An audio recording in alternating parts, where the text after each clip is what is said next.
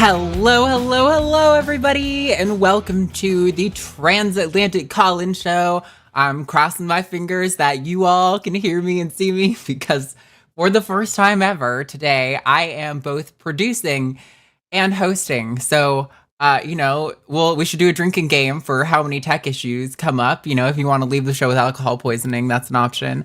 But I am your host today, Arden Hart, and with me is a lovely guest who we've had before. If you want to say hello and tell us what you do, what's up? Hello. Hi. It's so good to see everybody again. I'm Luxander. I have a website, luxander.net, where you can find all my stuff. I'm a YouTube streamer, and we talk about politics. I'm non-binary, so that's why I'm on the Transatlantic Call-In Show. I'm one of the only a couple of like non-binary hosts that you've had on here, so I'm like glad to join the ranks and bring that perspective in. No, honestly, it's huge. I know next week we're having Cara Griffin on, and they're also non-binary, which is good. I'm glad to be expanding the exposure to, or I don't know what you'd want to call it, the repertoire. The diversity here on the show. But yeah, I mean, it's Katy and I started it. We're both two like super binary white trans women. So it's nice to have a little bit more perspective in here because there's only so much that we can provide on a lot of these issues. So yeah, it's awesome we really appreciate having you here, and your contributions last time were stellar, outstanding. So we love to so much fun. Have you back.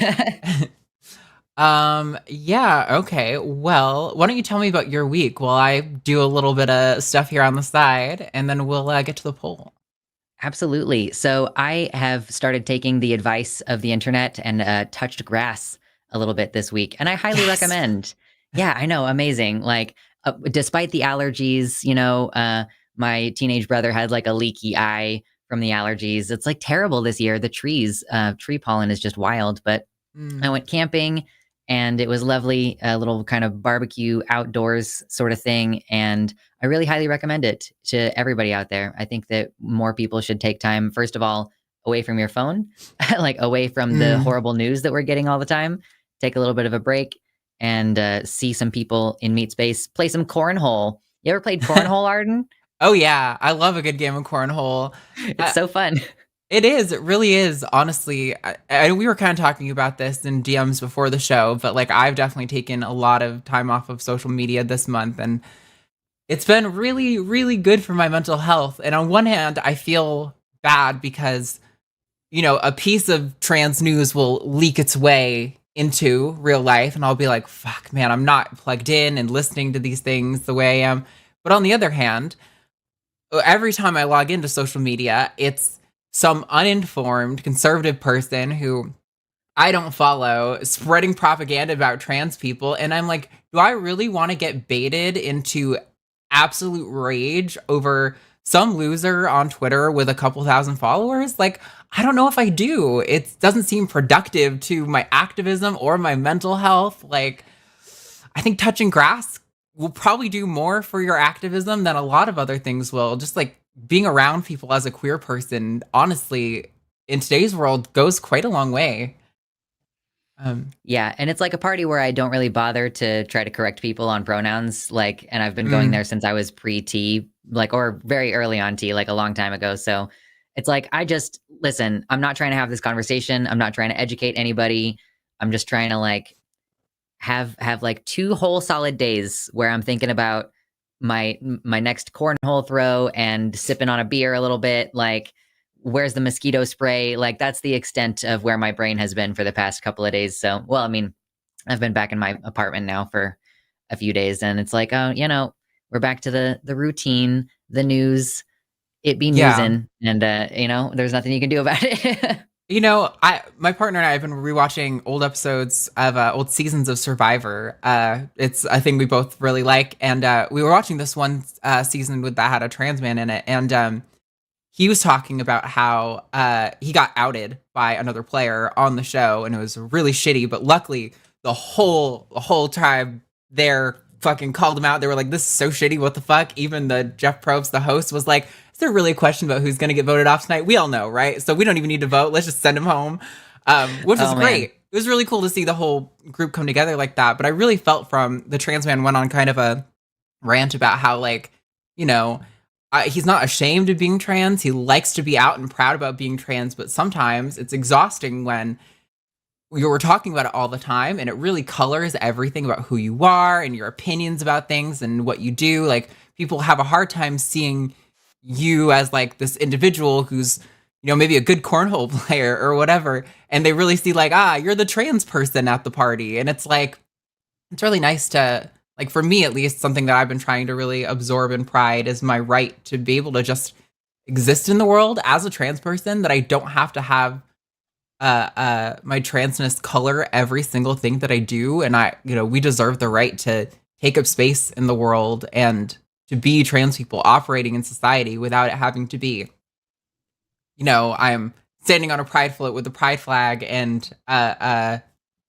just trying to make it all about that. Like, I don't know. There's a balance in there because I want to be proud. I want to be out. I don't want to, go back to when you're in the closet and you're like ashamed and hiding those parts of yourself. But it's also like my transness it colors a lot of who I am, but it is really like an inconsequential fact about me. Like, it's only it's a thing because of the society we live in. Yeah, like how often do I spend like my time alone thinking about like my dysphoria and like how people are gonna see me today? And like when I leave the house, sure, those are questions that I ask, but like on my own time, I'm not really thinking about it. And it's kind of like goes to that conversation that people have about like these trans activists. And it's like, most of us are not trans activists. I am like that. I decided to become that, but also like the society that I live in necessitated that I become an expert in like 5 different fields in order to justify my existence. I got to be like an anthropologist to tell you about the like historical existence of trans people. I got to be like, I have to have a discernment for reading historical documents, like the law stuff, like the biology stuff. I really kind of felt like I didn't have a choice but to become like a super expert in a bunch of different things because there were so many different kinds of questions. And sometimes that can be fun. When you're an atheist and you're first learning how to argue with Christians, you're like, ooh, I've learned all the fallacies now and it's fun. And after about 5 years, you're like, holy shit, I've been having the same like 3 conversations for the last 5 years. And it stops being fun. Yeah. So similar thing with trans people, like they do certainly keep things spicy. I gotta say, I did not spend the last 10 years prepping for groomer rhetoric. So they've at least, kept me on my toes. And now I have to learn about like the actual, how that works, like what is grooming, and then like be able to differentiate it. Although it doesn't really matter. Sometimes it feels like, because it's not really about the logical argument. It's about making you seem bad. So, know, but there's people on the sidelines who I assume are not convinced of like who's in the right or wrong in these situations. So I try to be as intellectually honest as I can. And that's all we can do is learn and regurgitate that information in a way that people are willing to listen to you. And that's what we're here for. Yeah, absolutely. Well, we've got some polls. So why don't we get to those? Let's hope this doesn't break anything. All right. Hey. So last week's poll read, Oxfam apologized to TERFs for calling them TERFs. Should Oxfam have capitulated by apologizing to the TERFs? If you don't know, I only know this because I produced last week's episode. Some company called Oxfam, don't know what they are or what they do, made a cartoon about trans discrimination, I think it was. And there was a character in there who looked a little bit like J.K. Rowling and had a big badge on that said TERF. And they lost their mind over that and were like, TERF's a slur. You shouldn't be doing this. It's misogynistic, whatever. And they actually caved and apologized for calling out, being a gender critical, trans exclusionary, radical feminist. So the question was, should they have apologized? And no surprise, our audience says 91% no, 9% yes. These are meant to get you to come watch the episode, not to be like a scientific a review of how they should have conducted themselves. But Aaron, did you have any thoughts? I don't know if you saw this, Lex.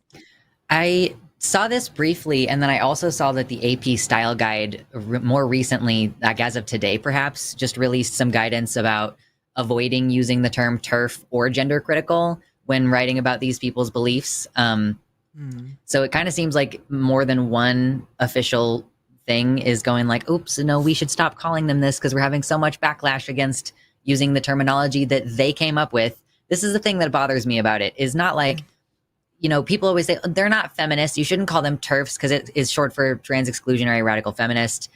They called themselves that. Like, they invented that term themselves, and then it became associated with their transphobia and the negativity associated with that. And that's why they shifted away from that and started calling themselves gender critical. It was a rebrand. And so and people, do you know, like, FART, this like alternative that people keep proposing? Yeah. What is it? It's like feminism appropriating radical transphobe. Yep. I think that's what it stands for. I think it's dumb. Me Just too. call them TERFs. They hate it. Call them TERFs. They hate it.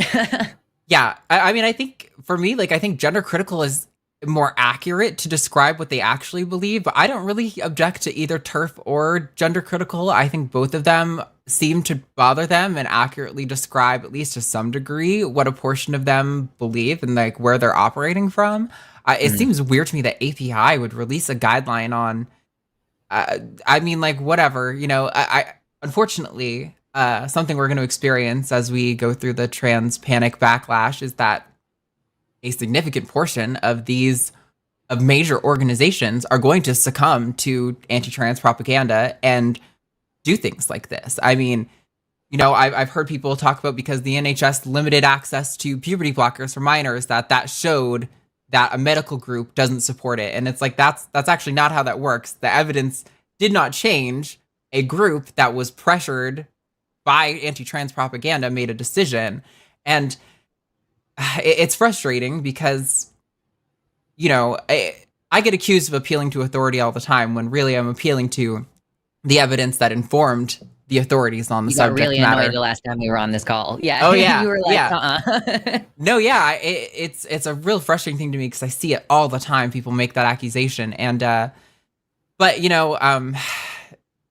I don't know necessarily what the solution is other than just kind of keeping on, talk about these things honestly, and don't, just because API tells you that it's against their preference, or, Oxfam thinks you shouldn't call people TERFs. I don't really give a fuck. I'm going to just be, if Oxfam and API said don't call Nazis Nazis, I wouldn't be like, you're right, that could hurt their feelings. I'm going to fucking call a spade in this situation. Is that problematic? I don't know what the history of that phrase is.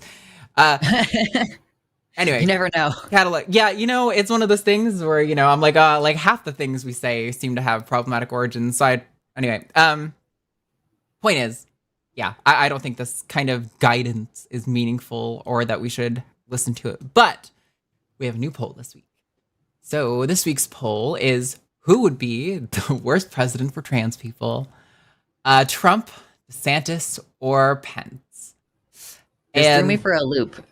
Like, I saw Pence as an option and I was like, oh, that was an option I had not considered. Yeah, I mean, I think we're just kind of pulling from, who could theoretically be. I mean, I think Trump and DeSantis are the real contenders to worry about currently. But I don't know. I feel conflicted on this because I think DeSantis is a little bit more intentional in his anti-trans steps. But I also think Trump is a little bit more on the grift. Trump knows that, if the radicals who support me want me to do this, I will go as far as they want me to. And so I could see him potentially being a bigger threat, but I could also see him potentially not being a bigger threat because he really just operates on whatever's going to get him furthest that day, I think, not necessarily thinking long-term strategy. Whereas I think DeSantis is a little bit more Machiavellian in his strategizing. And so I don't know. What do you think?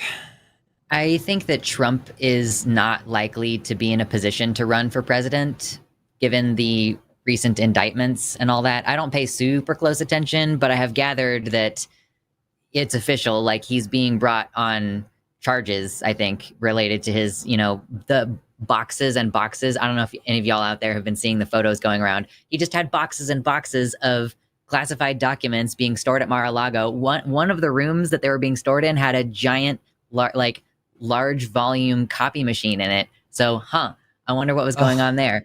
It doesn't seem like he's gonna get out of that situation.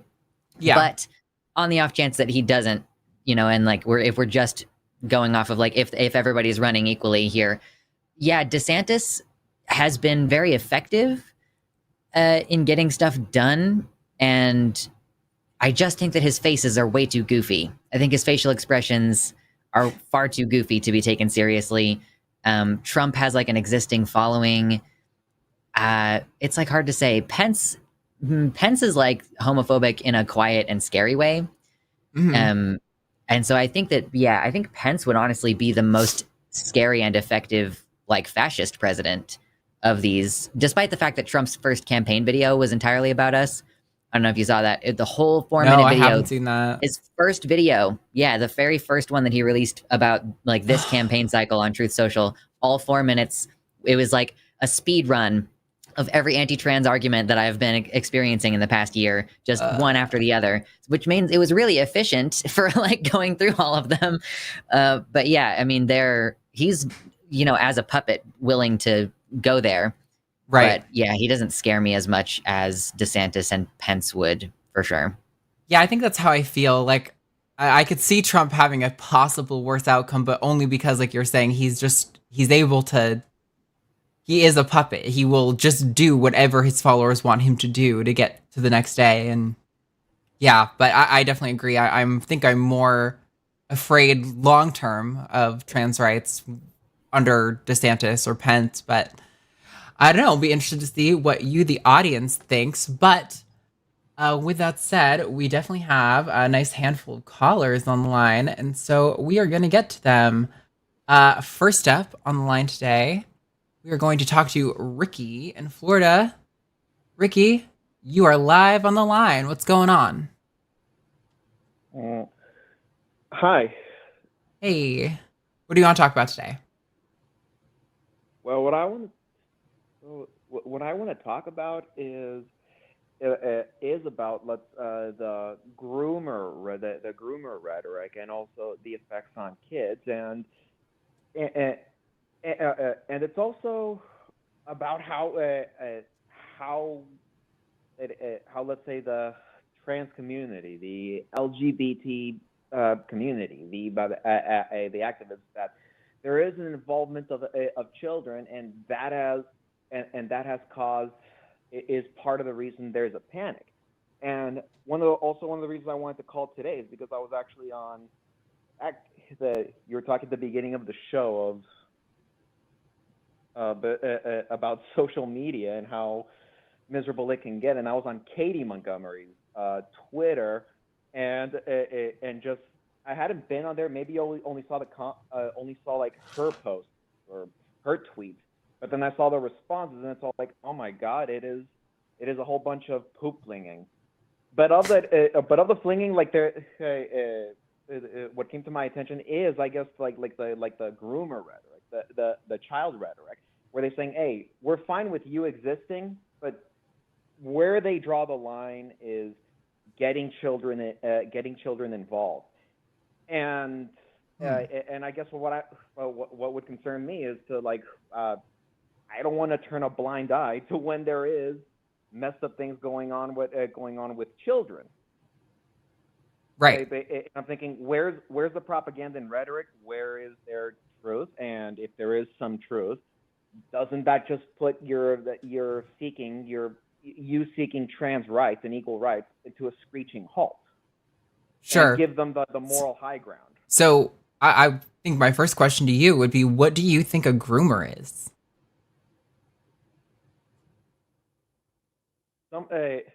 Someone who I kind of think of it in the sense of a Catholic priest, like earning the trust of kids and then making their moves slowly over time.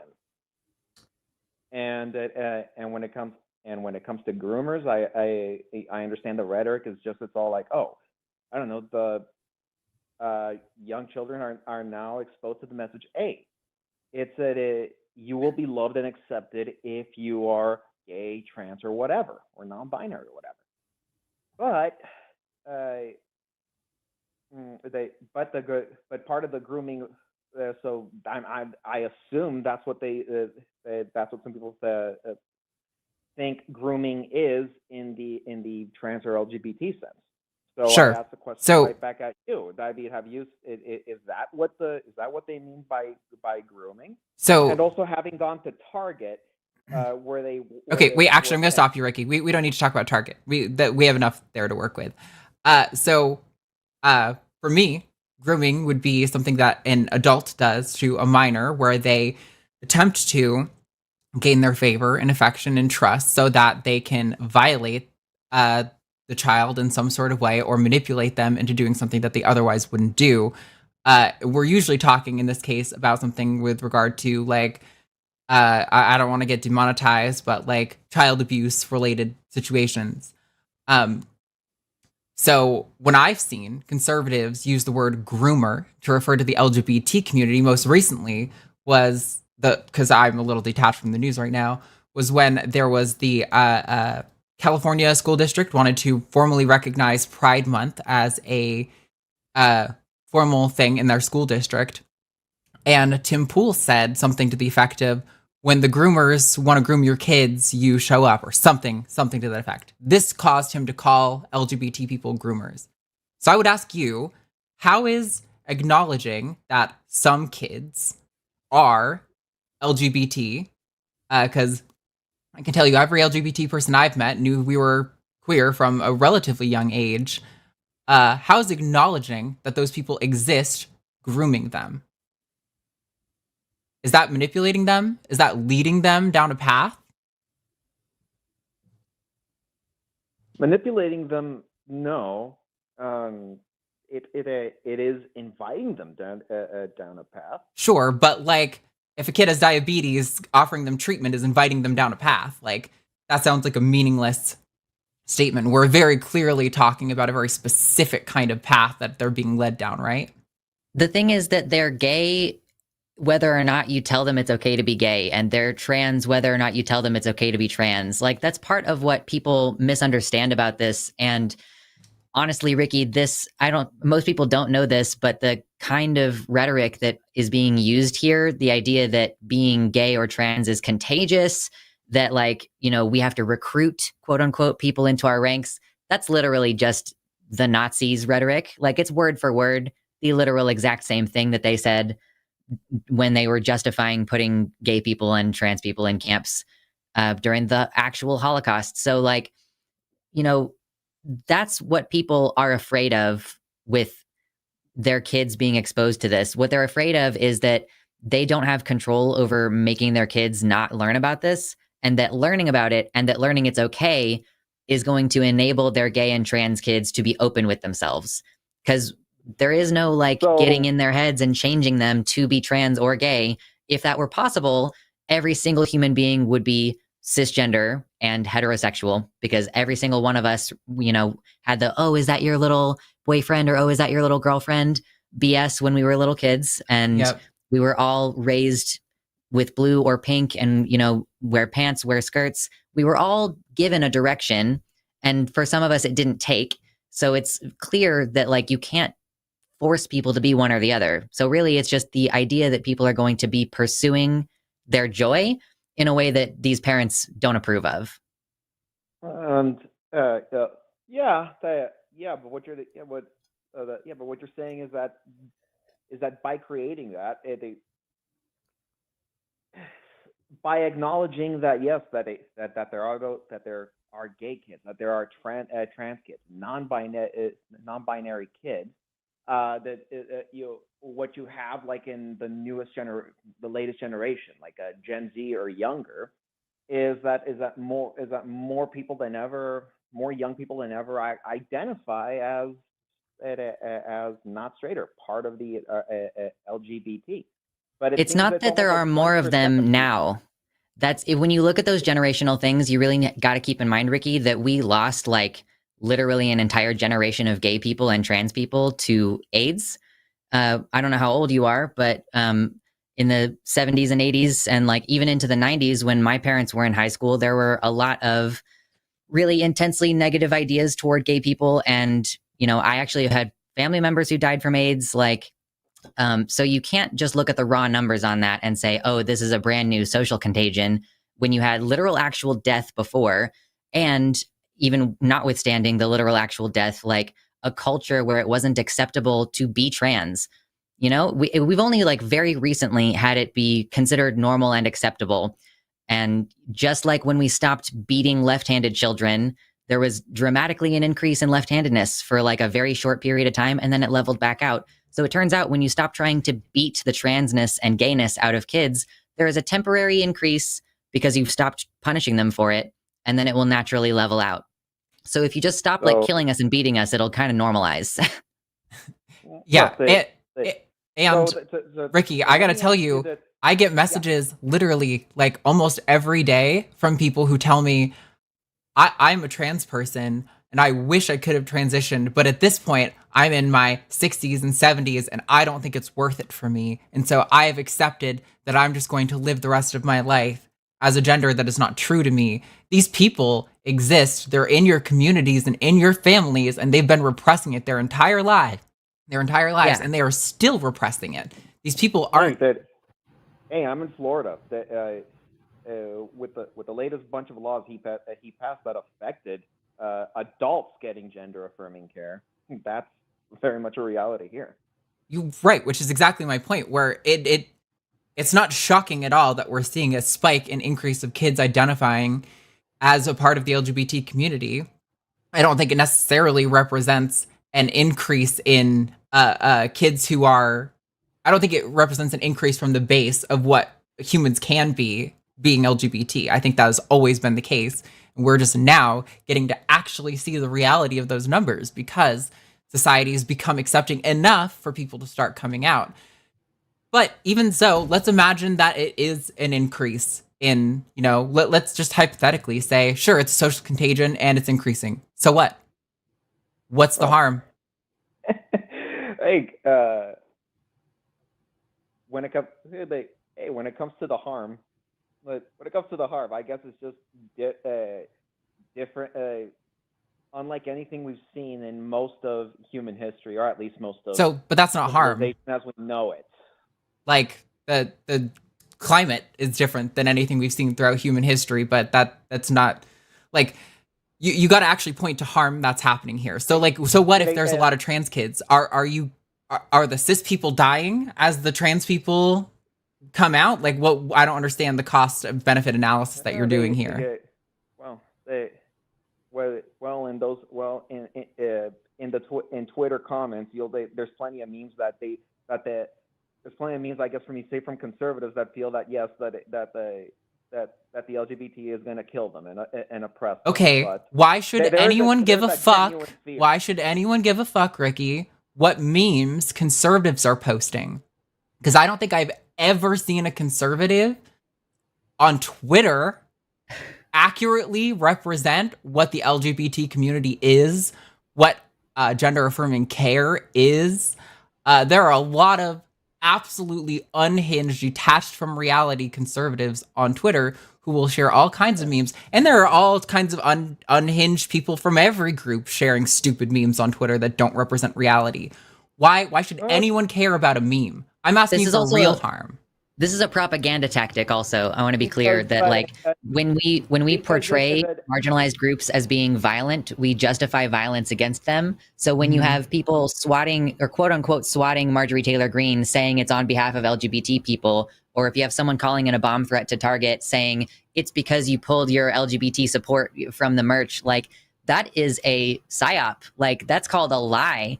It's called making trans people look like a dangerous group to justify like taking away our right to own guns and taking away our right to exist in public and like declaring us generally like mentally unstable and unfit to exist in society. This is not a new tactic. So if conservatives are out there saying that they're genuinely afraid of trans people coming after them, they are A, delusionally paranoid and need the assistance of medical professionals, or B, they are lying in order to justify scapegoating us and becoming violent toward us. And you should be more discerning in your like consuming of anything on the internet. Like don't be gullible with the internet.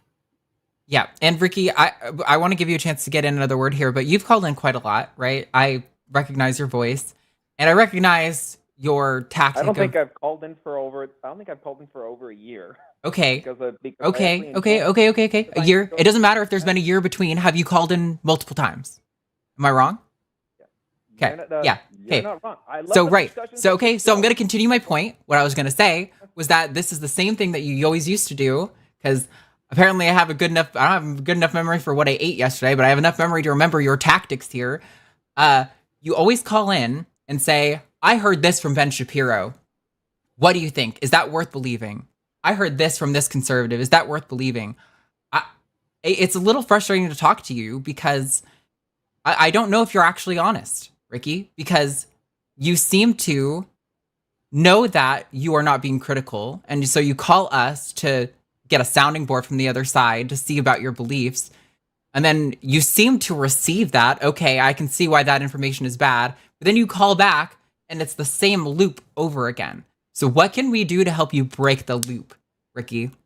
Have some real long-term growth so that you don't have to call us every time you see a conservative meme and it makes you scared that the transes are coming for you.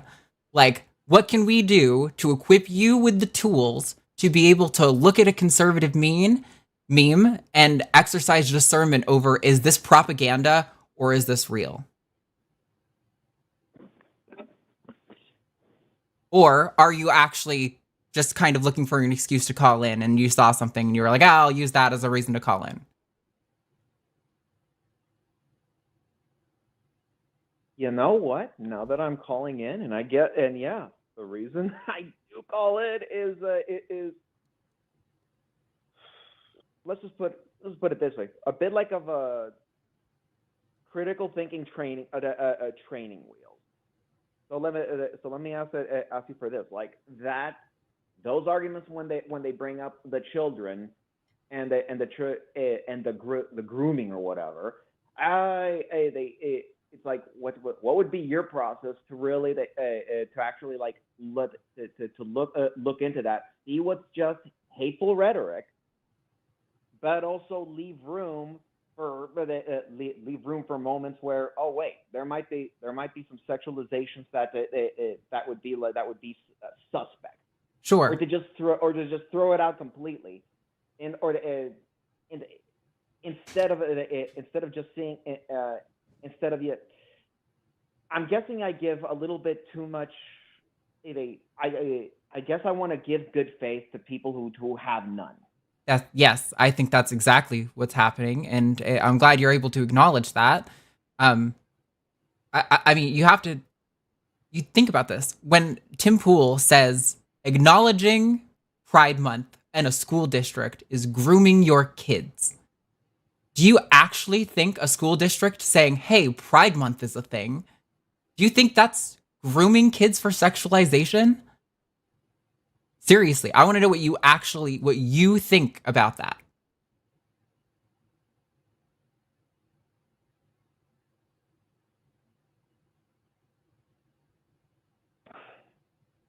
No.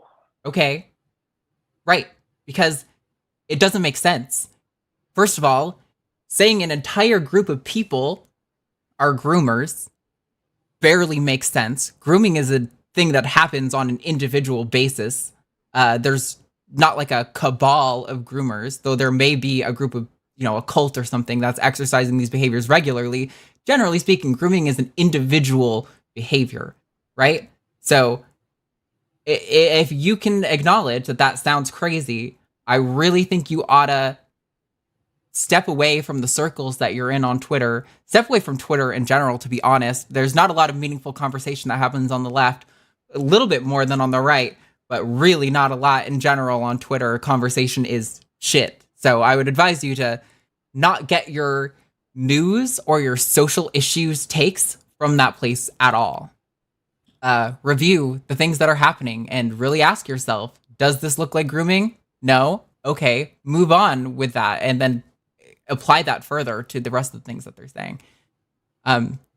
Anyway, Ricky, I would love to continue with you, but we have some other callers on the line, and I can only ride the merry-go-round for so long, so I'm going to let you go. Have a wonderful day, Ricky, and good luck with your critical thinking in the future. Thank you. Bye. Bye. All right. We did it. One down. Did it. One down. All right, so this next call should be interesting. I think it might get... Let's see how this goes. All right, we're going to bring in Tilly in San Antonio. Did it do the thing? There we go. Tilly in Texas. What's going on? What do you want to talk about with us today?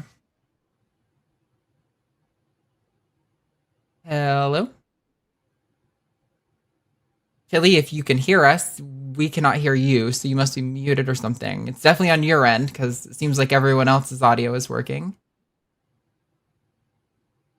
Okay, we're going to return Tilly to the queue. Screener, if you can hear me, if you want to bring Tilly in and help her fix her audio situation, that would be super appreciated. We would love to talk to her. It's a really interesting topic, and I really want to get into it, because I know I kind of stand in opposition to some lefties on this, but I don't have strong feelings one way or another, so I'm open to listening to some arguments on it. And I really want to hear what Lux has to say on that. So anticipation. I know. I want to save the topic, but I think it's better to save it for when it actually comes up. Okay, let's take Rogue Show in South Carolina. Rogue Show, can you hear us? Yes, loud and clear. Awesome. All right, what did you want to talk about, Rogue Show?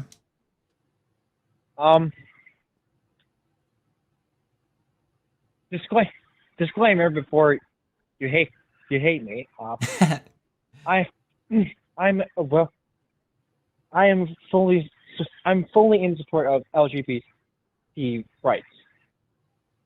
Sure. No, I know you're a regular caller, Rogue Show. It's okay. We know where you're coming from, so go ahead. So the thing that's been boggling my mind is gender a social construct? I generally argue that gender is a psychological construct, so that right-wing gun-toting redneck motherfuckers don't get an edge on me. But today I'm calling to hear it from the professionals. Professionals. We use that term very loosely here. Lux, do you want to... I feel like I've been talking a lot. Do you want to roll on this one? Sure. Oh my God, my brain just did the ADHD thing where I had like a thought prepped and then it just blew out of my mind like leaves in the wind. That happens to me occasionally.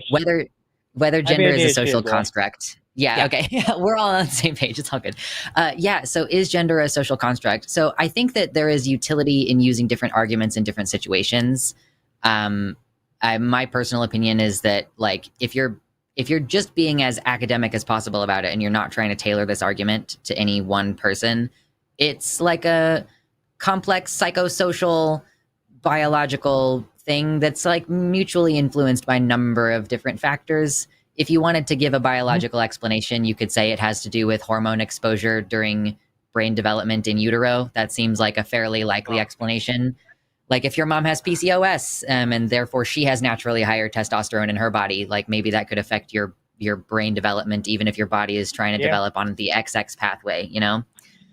But like the way that we respond to that is definitely social, you know, like what we do with those feelings and like how we construct roles around them, that's definitely social. Like the gender roles being different in one place to another kind of indicates that there is like, I would say probably some amount of like mutual feedback of, you know, like acceptance of these identities means that more people like that are born into the society, and like people being born like that into the society creates the separate gender roles for different groups. So but as far as your rhetoric, you know, don't feel bad if like you're using whatever is most effective when you're talking to rednecks or whatever.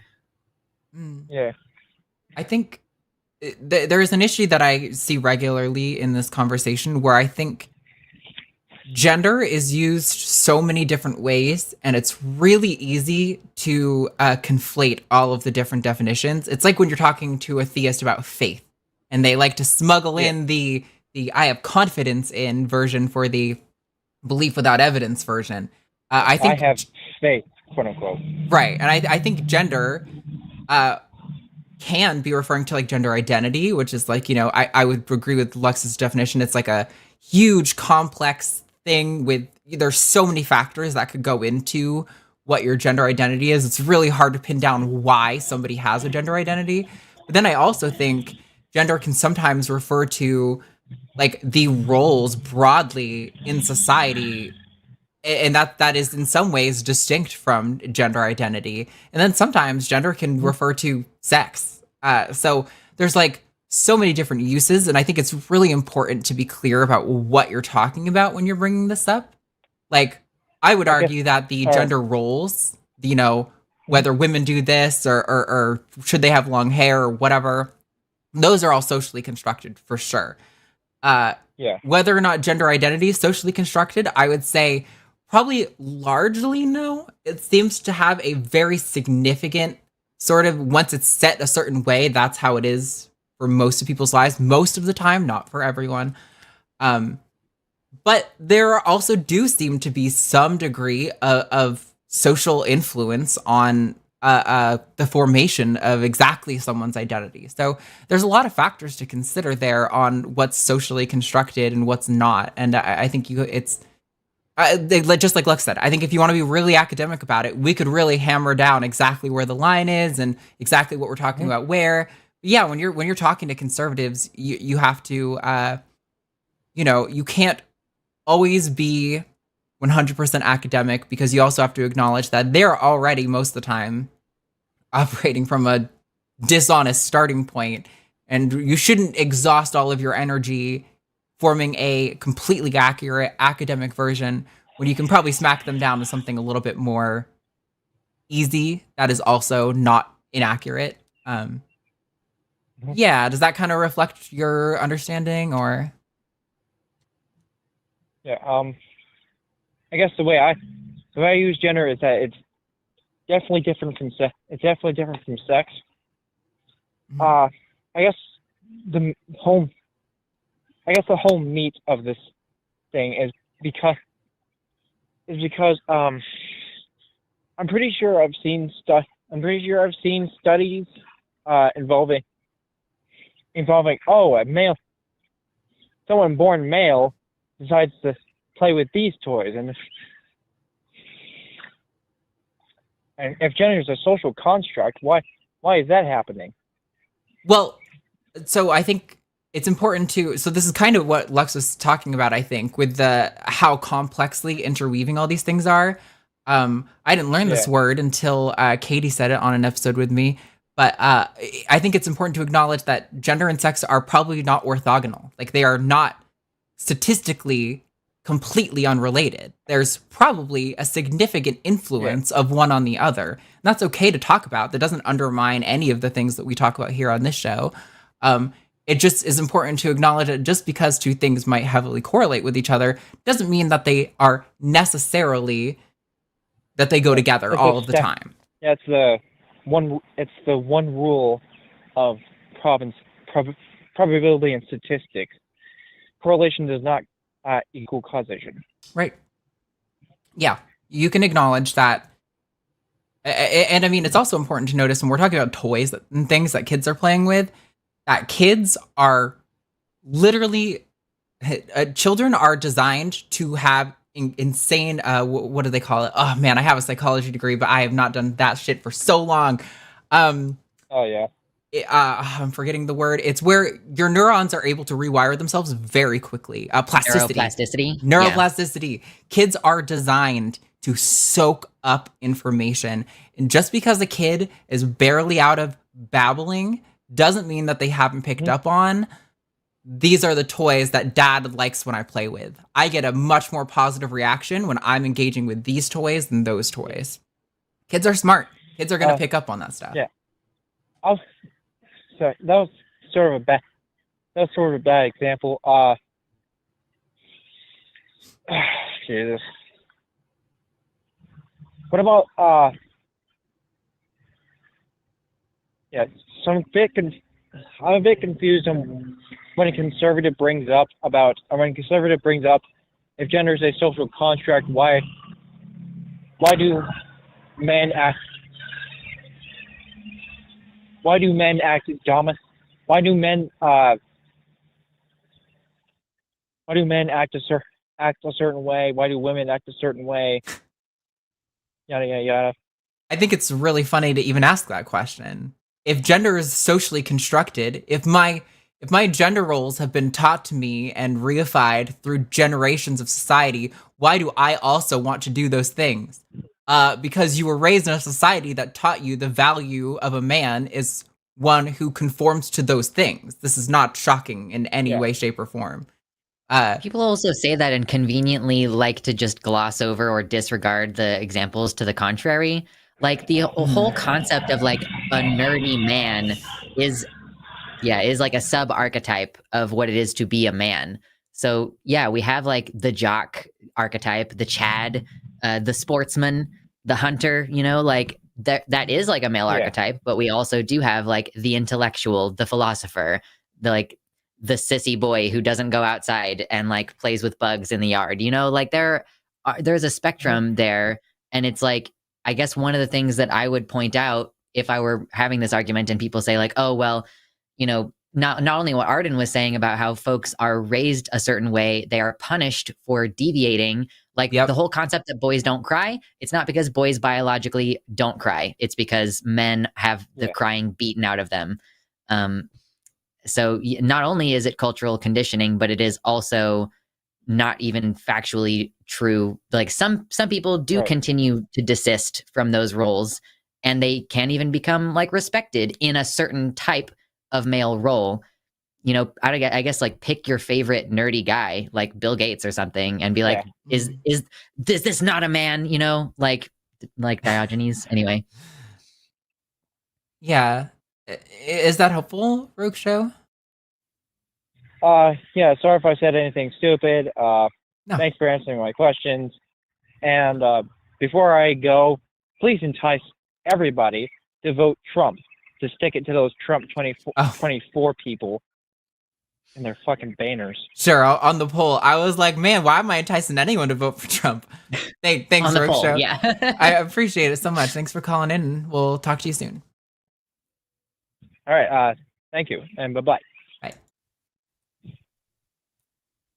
Yeah, no, I know people will say a lot of things like, oh, I'm sorry if I said anything stupid. This is the point of the show. Like, I really like, if you are an honest person who really wants to come to some understanding about trans issues, but you don't know how to articulate them perfectly, I don't want to answer those questions in my day-to-day life. This is why I do the show. So there is a place where you can come and ask all the awkward questions and not word it correctly. This is the place for that. So definitely no worries about that.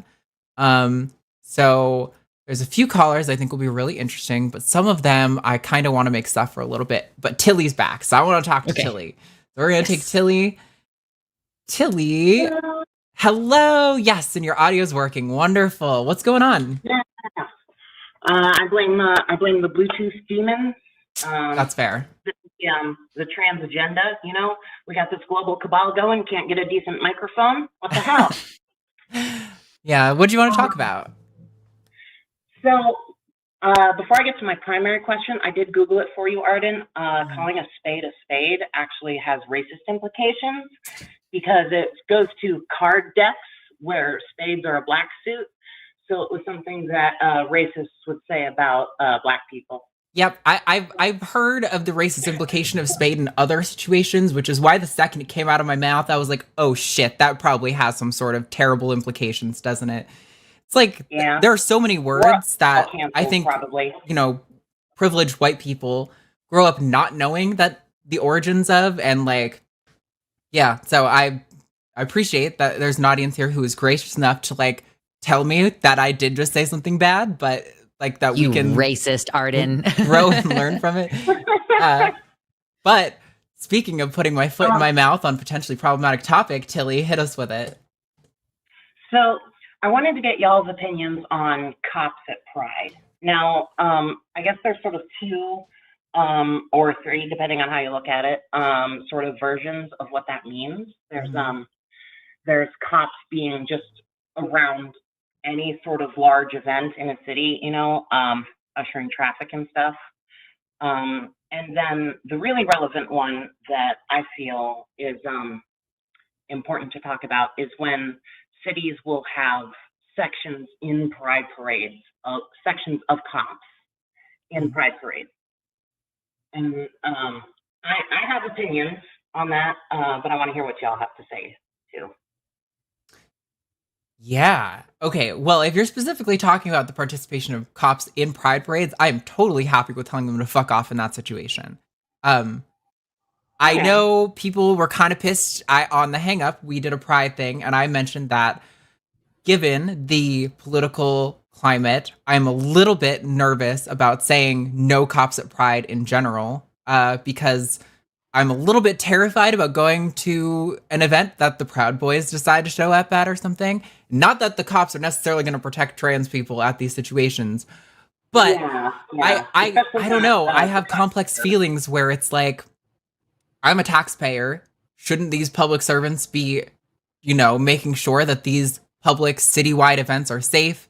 But then there's, the relationship of queer people in pride, and especially queer people of color in pride. And it's like, I don't know. I have a lot of complex feelings about it. I feel like I fear the implications of ousting them completely from pride, but I also understand the history and the relationship of the queer community with the police and how that can affect people's ability to even feel safe and comfortable out of pride in general. Um, yeah, I don't know, Lex. What do you think?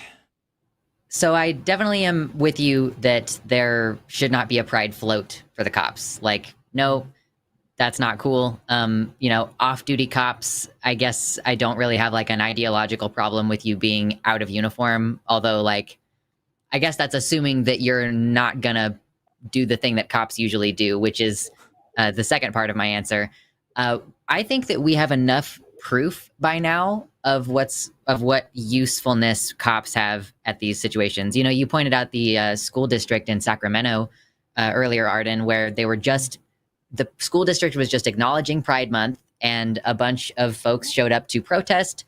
And then there were like pro-LGBT counter protesters, and violence broke out. The video was circulating around Twitter for a few days, and the cops really did not.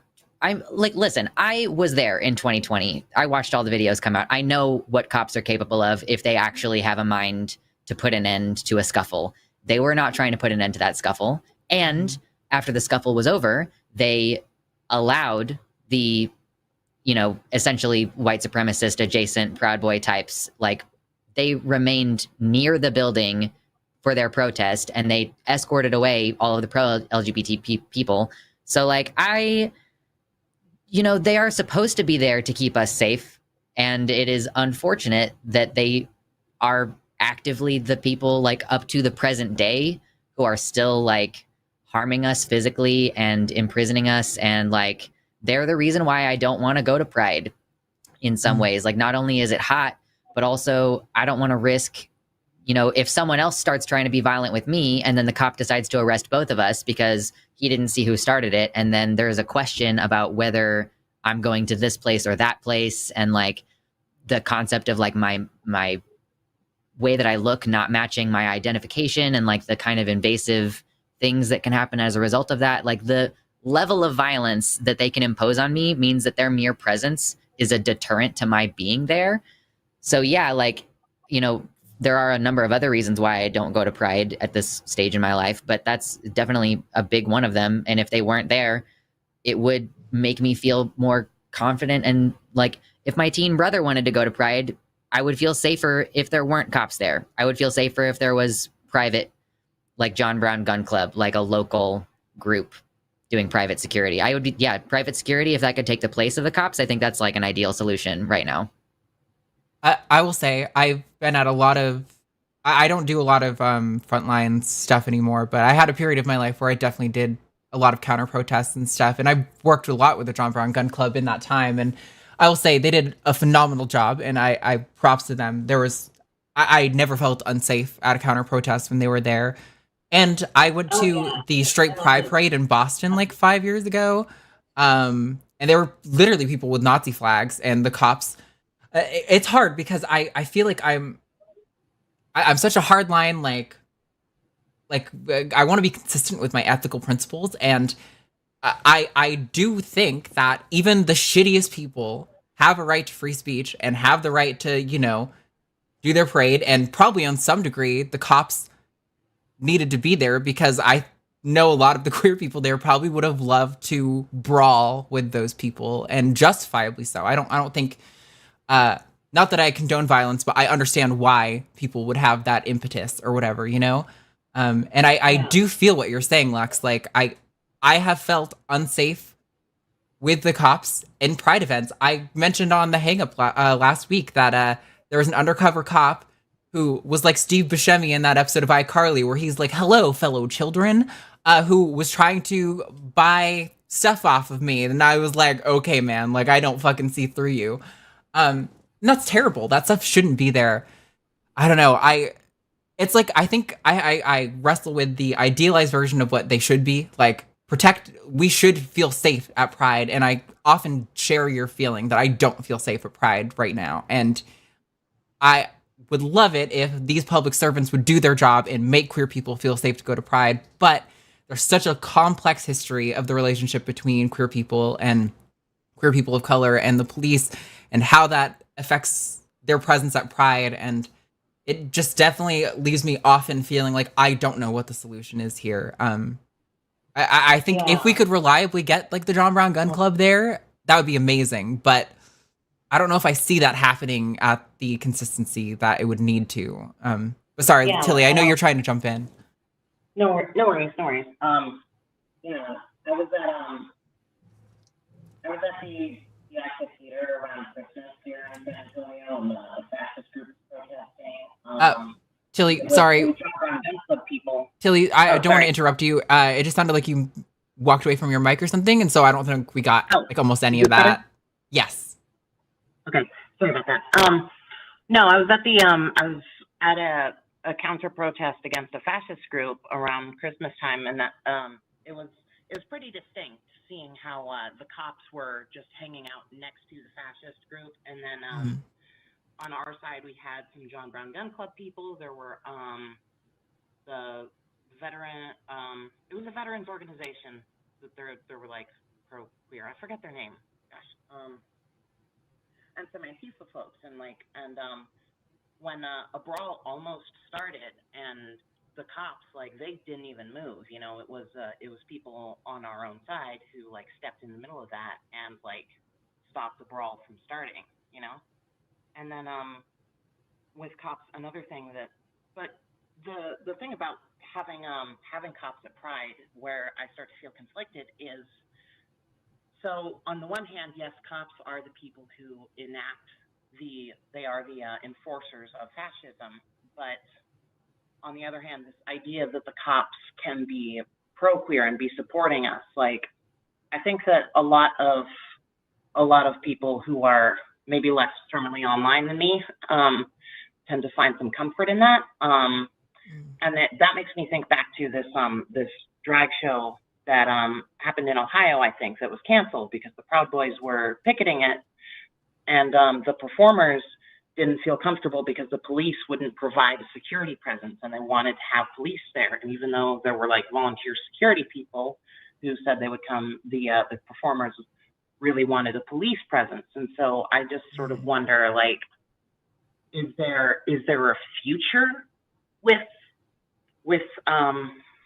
I don't know, cops being on the same side as the LGBT community? Or, I mean, are they always just going to represent the threat of the state coming to take away our rights?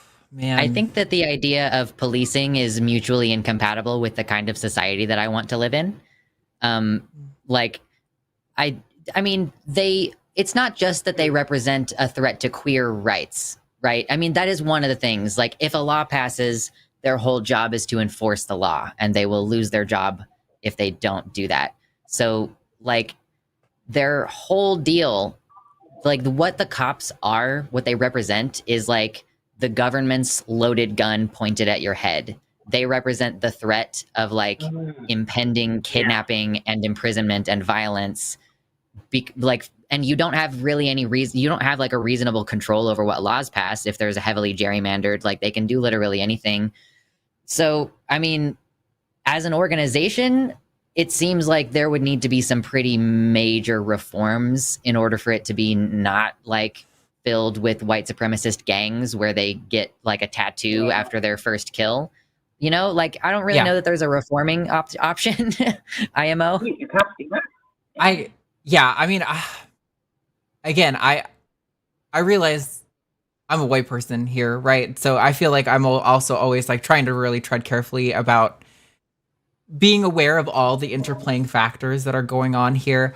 I think I would like to live in a place where I could trust that, even if these groups exist, the state recognizes our right to be, freedom is just as much a right to be publicly queer as it is to say awful things about queer people.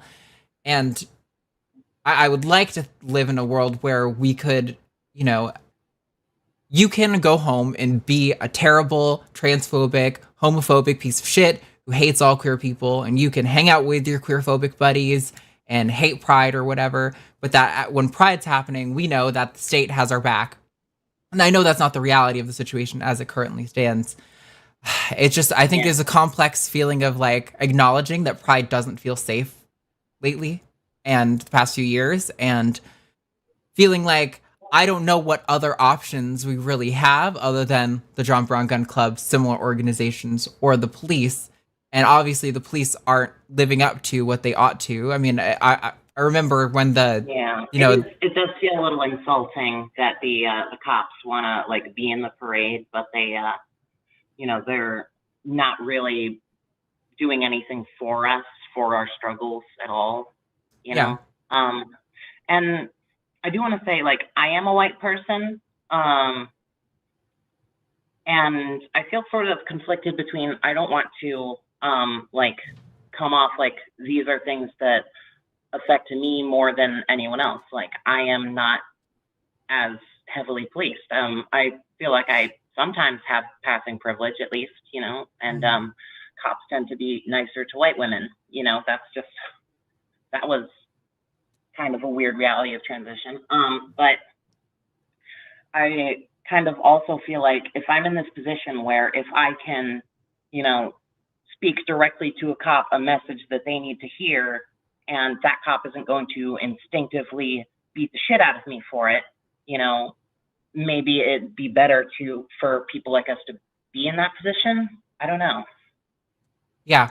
Taking the steps to do those things, I think my approach has generally been trying to really listen to the community at large and to have to accept an uncomfortable reality, which is that queer people are just not safe in a lot of places in America, unfortunately, right now. And, I think, Lux, when you said that, you're saying that the cops aren't protecting us. They don't protect us right now. I feel like that is really what kind of makes me override whatever unsafe feelings I have about Pride, where it's like, in the end, I think you're right. I don't feel protected or safe by the cops. When I've gone to counter protests, it's been our side that's gotten arrested, not the terrible white supremacists. And so it's a really unfortunate situation. I wish we could feel safer at these big public events. We deserve to feel safe taking up space in our city and having these events, and to be seen and recognized by, the state as like we are a valid group in this society who is just trying to live our best life. But that's not the real world that we live in, and we have to kind of operate on the reality of the situation. I definitely feel very conflicted a lot over this issue, but at the end of the day, I'm not the arbiter of, whether or not cops show up at Pride. At the end of the day, I think the city is probably going to decide on our behalf 99% of the time. They're going to be there whether you want it or not. I guess I feel like the question is whether or not we protest that, Yeah. Like, I'm going to go ahead and I'm going to be at the Pride Parade, and when the cop part comes by, I'm going to yell, I don't want to get y'all demonetized or anything. I'm gonna all yell cats are beautiful. I'm gonna say fornicate the swine, something like that. Mm-hmm. Yeah, I definitely feel that. I think this is a complex conversation. I also don't know if it's the best that three white people are sitting here hashing out the reality of Cops of Pride, because I think there's a whole other layer there that is makes this a little bit messy. But yeah, at the end of the day, I just want to listen to the queer community and try to do our best to protect each other, because I definitely don't feel like we are protected by the state, and I wish that, you know, they would live up to their actual motto of protecting and serving, but I don't think that is the reality of the situation. So a lot of complex feelings, and I definitely don't feel like I can fall down on a side of this issue comfortably, no matter how it's hashed out. So, but I appreciate the conversation, because I think it's one that needs to be had, and I think people need to. A large portion of our audience is cis, and I think having them hear about the relationship of queer people with the police and how we don't feel safe even when they're there. We often feel like they can make their presence can make things feel less safe explicitly. I think it's important that they understand that these things are a reality for queer lives, and I don't know. That's the best that we can really give. And thank you. I really appreciate y'all's insights on this, because this is something that I've been thinking about a lot as we come up on our local Pride, you know. So Really like we're like starting groups to protect ourselves, and it's not just to protect ourselves from the explicit white supremacists out there wearing the Proud Boy yellow, but also like literally joining community groups and forming new chapters of John Brown Gun Club to protect ourselves from the police specifically. Mm-hmm. So like that's another thing to just for everybody to know. Like be gay, do crime is like, I feel like people think of it as two separate things, you know, be gay and do crime. But if you are being gay, you probably need to do crime at some point because of the way that our society is structured. You know? Sometimes you're doing a crime whether you really intend to or not when you being gay. That's a big part of the point, is like when they criminalize our existence, then literally just existing is a crime, and we're going to keep existing. So let's do some crime together, I guess. Gay crime! Well, thank you so much for calling, Tilly. I appreciate this conversation, and I hope somebody else who's listening, who's like, man, you guys are totally hitting this wrong, will call in and hammer on us about it, because I do want to always grow and reflect my position on this, and I realize that this is something that I'm probably a little bit weaker on than I ought to be. So I appreciate the conversation and the sensitivity from everyone in the chat. How to be reaching out to more folks. So yeah, I mean, you know, everything I say is grain of salt. You know, I'd love to hear that too. So, y'all have a great day. Thank you for taking my call. Thank you. Bye. All right. I have realized that I haven't done any announcements. So before we get to another call, we're gonna probably have time for like 2 or 3 more callers. There's 5 on the line, so we're not gonna get to you all, unfortunately, but we're gonna do our best. Maybe if we get through some of them quickly, we can, but really quickly, I gotta do announcements. So super chats are any super chat of $5 or more, we will read out live at the end. We usually like to have a nice friendly competition, you know, hashtag Team Arden, hashtag Team Lux. We have tried to move our punishments more to maybe where it can be like make a funny short rather than eat something ridiculous, because it seems like that might be a little bit more doable for our hosts and guests, and actually getting that out to the audience. So we'll think about that and see what we come up with. But also we have an amazing network here, although this is the best show on the network. There are some other shows, so you know, if you want to watch those, you want to watch the cis people, I can tell you, if I can fucking type, what shows are on this network. All right, so starting with this Sunday, it's going to be Jimmy Snow with a unconfirmed guest. Also, you should all go send your go fuck yous to Jimmy, because I know Jimmy's unwell, and he definitely doesn't want you to say like, oh, I'm sorry, are you okay? No, just tell him to go fuck himself. He will appreciate that.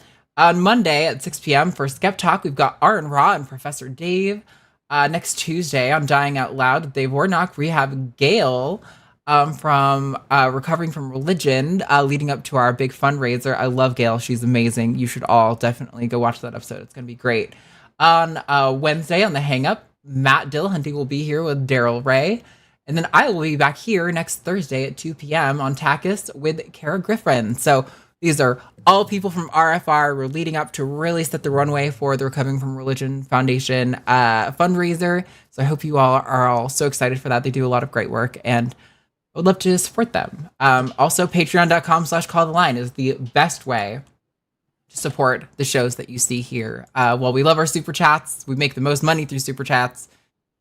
Patreon takes a lot less of that than YouTube does. So, okay, let's get to some of these calls. Let's see. Who sounds the most interesting? Okay, I think this call is also going to be one that's going to kind of put me on the outs, but this is a non-binary person, and I think this will be an interesting conversation. So let's take Jay or Jai. I'm not sure how you pronounce it, but from New Orleans.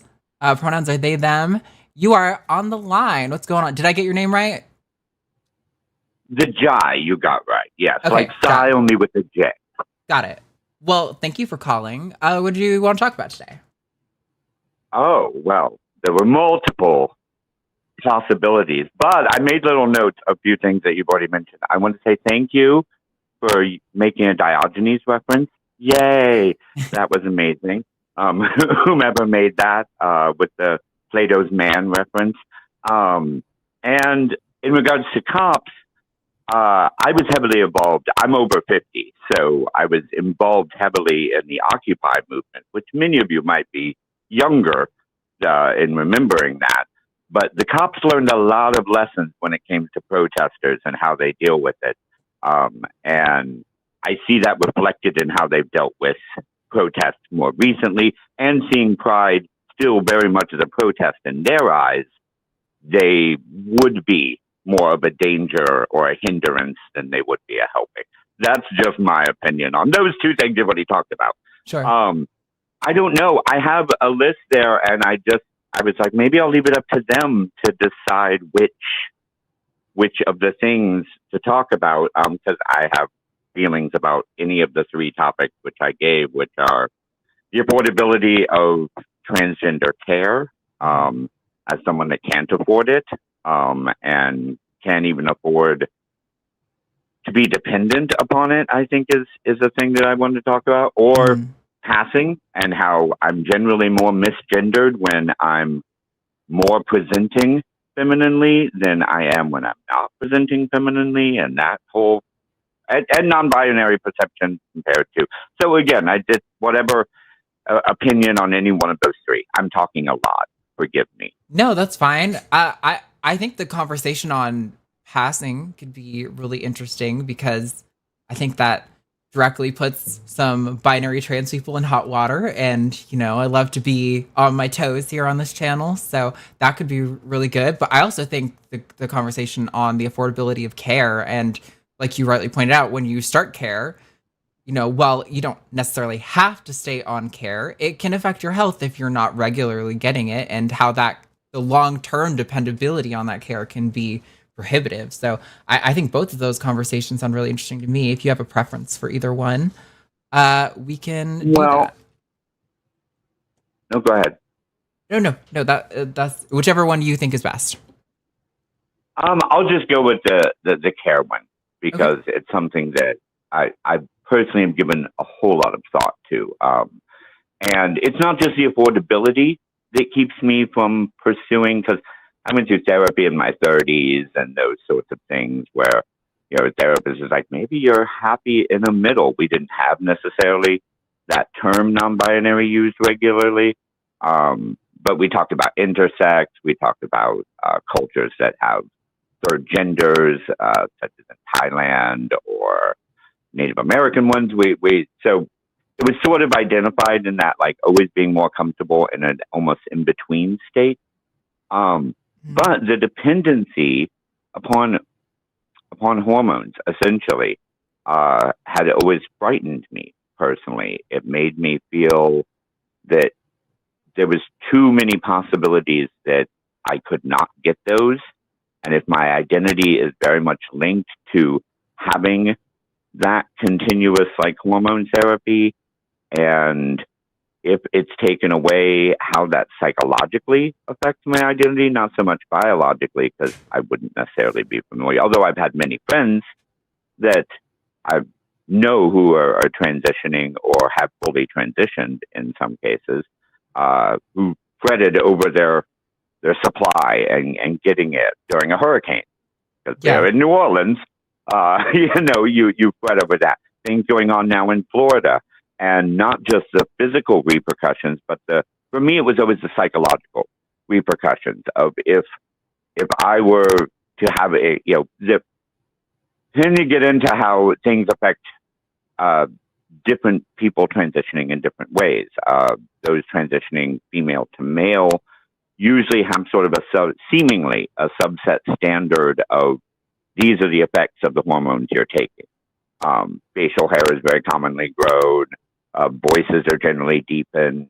But with estrogen, it seems it's up in the air. You never know what side effects or I don't want to say repercussions, but what effects the medication will have. And that always scared me psychologically of like, oh, I'm going to become dependent upon this thing. And then if I don't have it.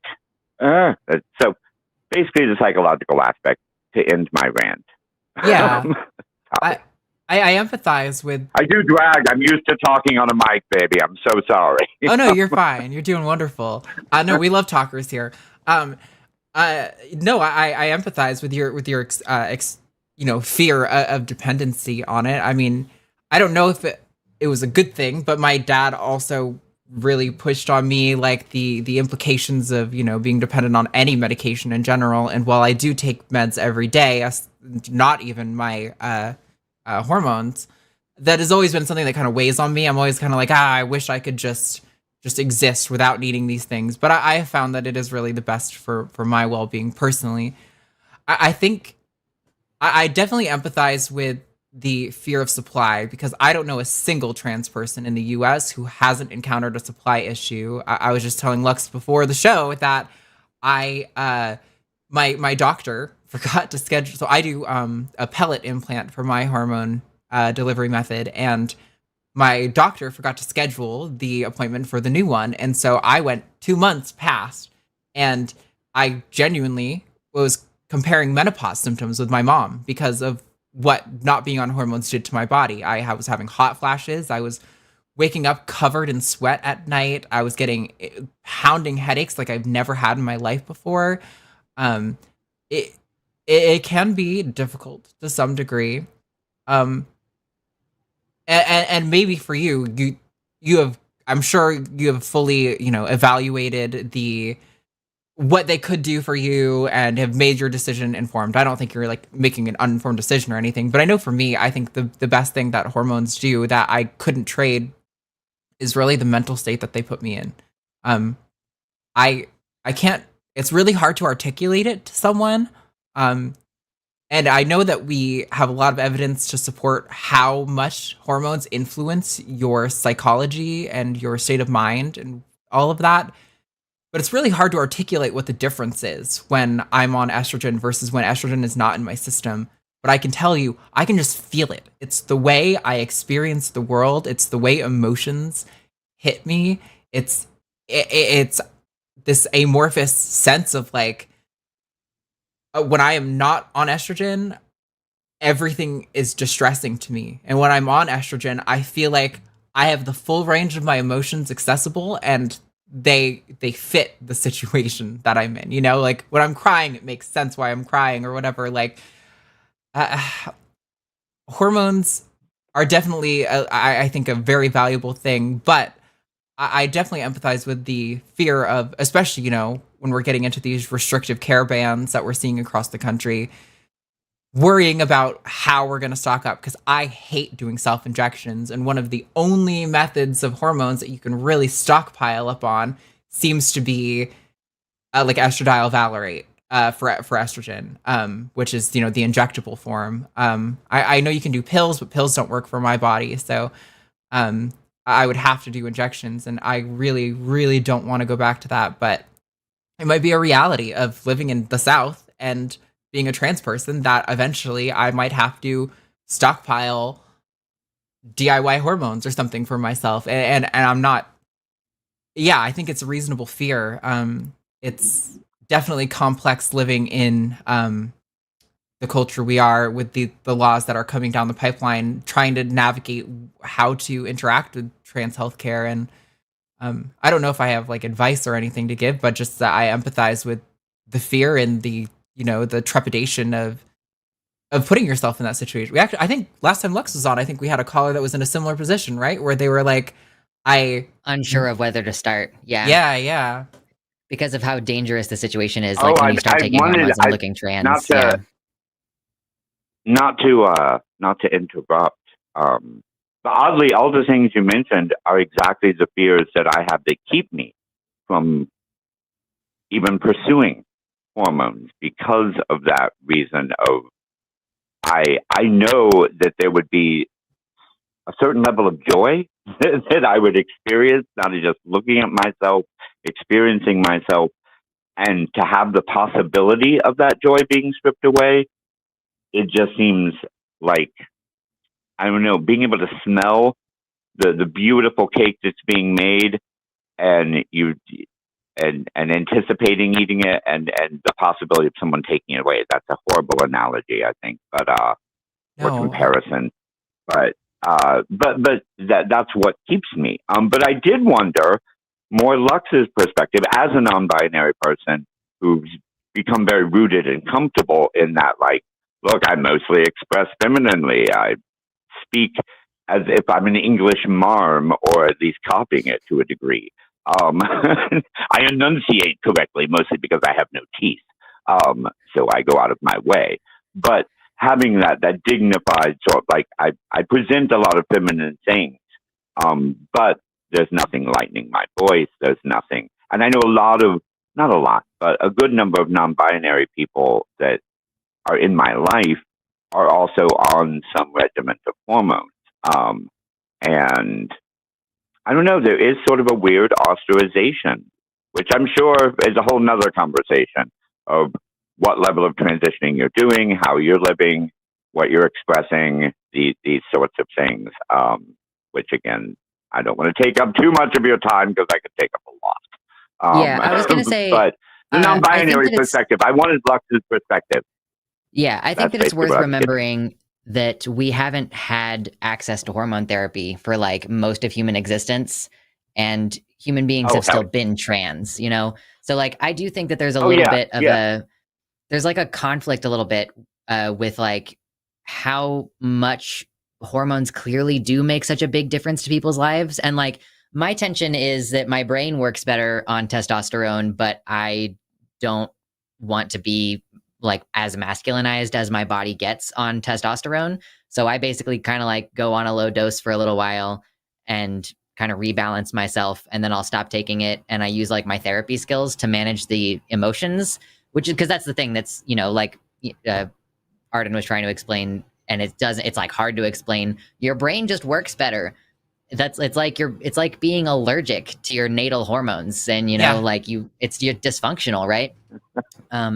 I find it really, I'm such a sensitive crier when I'm not on testosterone, like just every little thing. And so that can be really frustrating. So there have been times where I'm like, I need to be mentally stable for this thing that I'm about to do, like starting a new job or starting a college course or something. And I've like gone back on hormones because I need the emotional stability that I have on it, and like the clarity of thought. But yeah, like, so for me, I don't have that sense of like being 100% reliant that a lot of binary trans people have, where, you know, now that they have access to hormones, they can't imagine being off of them. And this is just ignoring the fact that people have their gonads removed. We're just going to assume that it's not like a necessary health continuation thing in that sense of having some sex hormones. Like, if you're just talking about needing access to the thing because reverting can be really traumatic for some people. If you have like, your body is still naturally producing testosterone and you start to grow facial hair again and you haven't for a long time, I imagine that would be really, really hard. But at the same time, all of the rest of human history, you know, like there has to be some middle place where it's like, yeah, taking the medicine is going to unlock a certain amount of joy for you, And it wouldn't be the end of the world if they were temporarily taken away. If you temporarily couldn't afford your prescription, or if you moved to a new state and you're between jobs or something like that, like we do this, it's normal. The biggest difference for mental health for trans people is social acceptance. So even if you're not on hormones, having that social acceptance, which means that comes back to the whole building community thing, building community will keep you safe at Pride. Building community will keep you safe mentally. If you're dealing with, all those disruptions of like misgendering, that's obviously going to make your health worse. So yeah, it's like, I never want to invalidate the feelings of people who are like, I really desperately need to be on hormones. And if I'm not on them, like I literally am going to kill myself. Like I understand the level of distress that goes into that. And I also think that the reality of the situation is that you are not always going to have access per se, and that you ought to have coping skills to deal with that. You kind of reminded me of a quote from Firefly, where Wash and his wife are talking about having a baby, right? And he's like, I don't want to have a baby, and then something bad is going to happen to it. And she's like, I'm not so afraid of losing something that I'm not going to try to have it. So it's, your personal prerogative. Like you have to decide whether the joy that you could get from it is worth potentially losing the thing. It's the question that we all have to ask ourselves when we're like falling in love. Or when we're starting a new job. Like you have to sometimes take that leap of faith. And yeah, maybe you'll start hormones and you'll be like, yeah, this is not actually that big of a deal. Or maybe it'll unlock your ability to cry and you'll be like, wow, that's a bit much right now. Maybe I'll taper back off. Like, oh baby, I already cry enough. I don't need more of it. Any number of things can happen, You could try it for a little while, like I did, and then decide that you don't need to be on it permanently, I totally understand. And I fear for the world if I had a more clear brain. I don't think that would be very unstoppable for the world. Yeah, exactly. As a drag monster, not just a drag queen, I would just devour. I mean, you just come into the gaping maw. So I tried to make a note, but you made some Firefly reference. That's what it was that threw me off. That just completely took me into a completely different. You mentioned Firefly. Let's talk about Serenity. So on that note, it's probably better to just back away before I start diverging into other. Yeah, we're not going to nerd out too hard today. It's been very useful. It's been very, very helpful. I mean, no mind has been changed. I'm again become very comfortable in the place I'm at. But on the note of misgendering, I tend to find I work in retail with my day job at a Halloween store, so it's a year-round Halloween store. So imagine that. Get a lot of different types of clientele because of that. Because all different types of people like Halloween, whether they're conservative, progressive, everybody seems to like it. And we sell sex toys, so that makes a whole nother section of things that people. But I deal a lot with being misgendered, and I tend to give them one, and then I call them out in a very friendly way about, why do you need to insult me, honey? And I find that you get a much better reception of people immediately apologizing than if you show the hurt. So even though it sucks that the work is on us to come at them compassionately, you tend to get much better results. So don't get butt hurt, baby. Get just butt lightly tapped, like playful butts, not painful butts. I should put that on a T-shirt. Anyway, Arden, also, I wanted to say that I love you on a lot of the atheist things. That's where I got introduced to you, was the atheist perspectives, and loved that many of those shows started including pronouns. Yeah. Even though they weren't linked at all to anything, especially Jimmy. I don't know if Jimmy listens in every case, but I have a secret crush on Jimmy. It's just weird. One day, I hope he comes to one of my shows if I ever tour.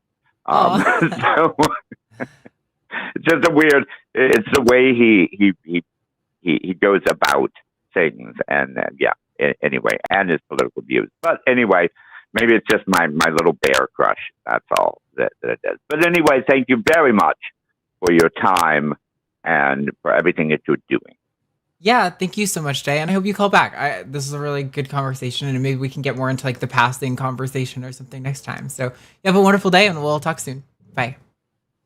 They all connect to grow Diogenes. All right, bye-bye.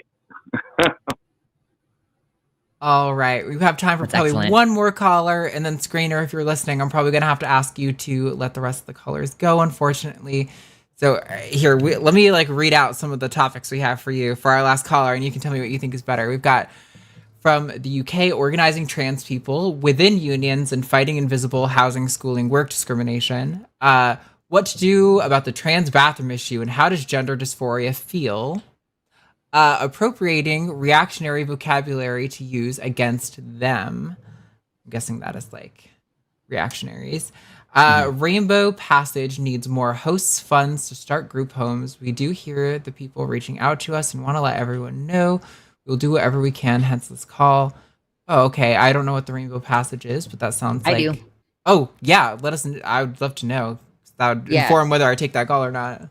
Yeah, I don't know if I'm like supposed to do plugs like this, but the Rainbow Passage, it's just rainbowpassage.org if anybody's interested in like going to the website and getting info, but it's like a mutual aid thing that we have started. One of the streamers I know, we've kind of like, I'm mostly just like a mouthpiece for it, but they need volunteers both online and in person because they are basically going in and extracting trans people from places that are unsafe. Like they've already successfully they've relocated a couple of people.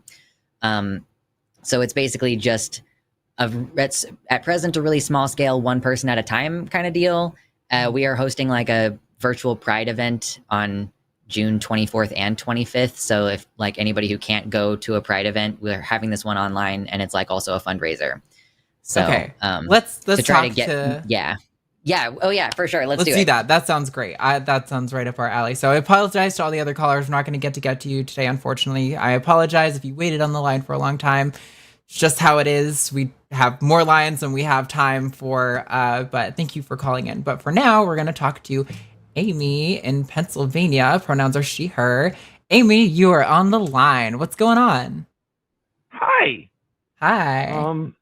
After that lovely introduction by Lux, so yeah, let's get right into it. We've done 6 people so far. Wow. And it's definitely not easy work. We are pursuing 501c3 status currently, and every trip takes about $1,000. So saving up, $3,000 for an accountant is quite the struggle. But we're doing things like Lux mentioned, the virtual Pride, and then we also have an art auction going on and stuff like that to try to bring in funds directly for the 501c3. But the main thing that we need is places to host people, especially if they're queer. And they can host someone for 3 months at a time. If you live in a friendly area and you have the free time to help someone get on their feet, it's definitely not easy work. We had to discharge a client early because of their inability to stick to the bounds of the program, and my life has been interesting lately because of that. But there's so much need. I think we have 40 people waiting. I'm sorry, my camera is being stupid. No worries. I remember the issue. Sorry, Amy, go on. Yeah, sorry, Amy, my camera's being stupid. Go ahead. Oh, you're good. I went to look at the camera at the same time, and I realized it's not lined up with my talking, and that looks weird with your mouse not moving when I'm hearing you talk, and it's like, oh, okay, never mind. All good. So yeah. Can you tell us a little bit about what are the kind of candidates that you're looking at right now? Like who are the people that you're really trying to get out at this moment? Like you've gotten someone out of Florida, I know, right? Yeah, we've gotten 3 people out of Florida. Wow. Or 4. Mm-hmm. Maybe 4. And then we've gotten 2 or 3 out of Texas. Nice. And Florida is definitely where we're seeing the most demand come from. For sure. Understandably. It's these aren't easy messages to read. Like it's pretty. Like I had someone today tell me that they're not refugees, and I'm like, you have no idea what the fuck you're talking about. Sorry. Yeah. F word's not okay. No, good. you're fine. So there's Alright. much greater volume of people who need this help than we are currently able to provide, which is like why we're trying to do fundraising. Absolutely. Like, yeah. We're doing everything we can. We are looking to collaborate with any organizations that we can. We're constantly reaching out to different orgs, but I mean, I imagine they're swamped with people reaching out to them as well, looking for help. So the best line has been our network, and hence, when I saw that you said you were on here today, I'm like, I'll take this chance. Yeah, no, so I know we are often associated with a nonprofit whose name I won't mention because I have bitter feelings towards that specific organization. But here we love to promote other groups and other organizations and other people's work. Cool. So definitely, I love this, and this sounds like something I absolutely want to put a signal on. So I appreciate you calling in and doing this. This is great. This is what I want the show to be. Awesome. Is to do this kind of thing. My pleasure. And it still feels weird saying my pleasure with anything regarding this business, because like every day almost we say to each other, it's like, this is bullshit, we're doing this. Yeah. This is total bullshit that we're even needed. It's a little bit of a sidetrack, but I kind of want to ask you like how you take care of yourself mentally, because I know I'm not even as deeply in things as you clearly are anymore, even though I used to do a little bit more. And I get weighed down very quickly. Just seeing a news headline can like take me out for like 3 days sometimes. Well, that's the one thing is I take the news in very small doses. Like I'll have people send me news topics. I'm like, hey, look, you can send me questions all day long about things. You can send me your thoughts on how suicidal you're feeling at that moment. I don't want news. Yeah. Don't send me news. I get enough of it in my inbox from people who are telling me that they live in places where they've seen 8 roaches while they were writing the message to us, and that their water that they drink and shower in every day is orange, and that they can smell and hear the flies in the next room because of the person not cleaning up after their dog. And like, just, it's a lot. Yeah. I take care of myself I take a lot of downtime. Like my busiest week on this has been 60 hours. And that one really stressed me out. And I took like close to 4 days next week without doing anything. Yeah. You gotta recuperate sometime. And, I smoke a lot of weed. I recently adopted a cigarette / vaping habit again. After being off it for 2 years. I just was like, nope. After the one client that went sideways, I was like, nope, I need this. Yeah. Yeah. I mean, not necessarily great coping methods, but they're coping methods. I was gonna say, I mean, I'm careful to, say cool about certain things just because I don't want to, with our audience or whatever, Endorse. but I don't judge. I mean, I have my own vices. I think when you're living in the world that we're living in, I think you got to do what you got to do to get by, and it's hard to judge anyone for. I am a white trans woman. I am 6 foot tall, but I have very feminine features. I have great passing privilege. I live right. Wait, I got to stop doing that. That's right. I live in a great place. I have a bad habit of doxing myself. Yeah, don't do that. And like, I don't need for much. So I have a lot of time to spend on this. But at the same time, that means I have a lot of time where I need to spend recuperating from it. Yeah.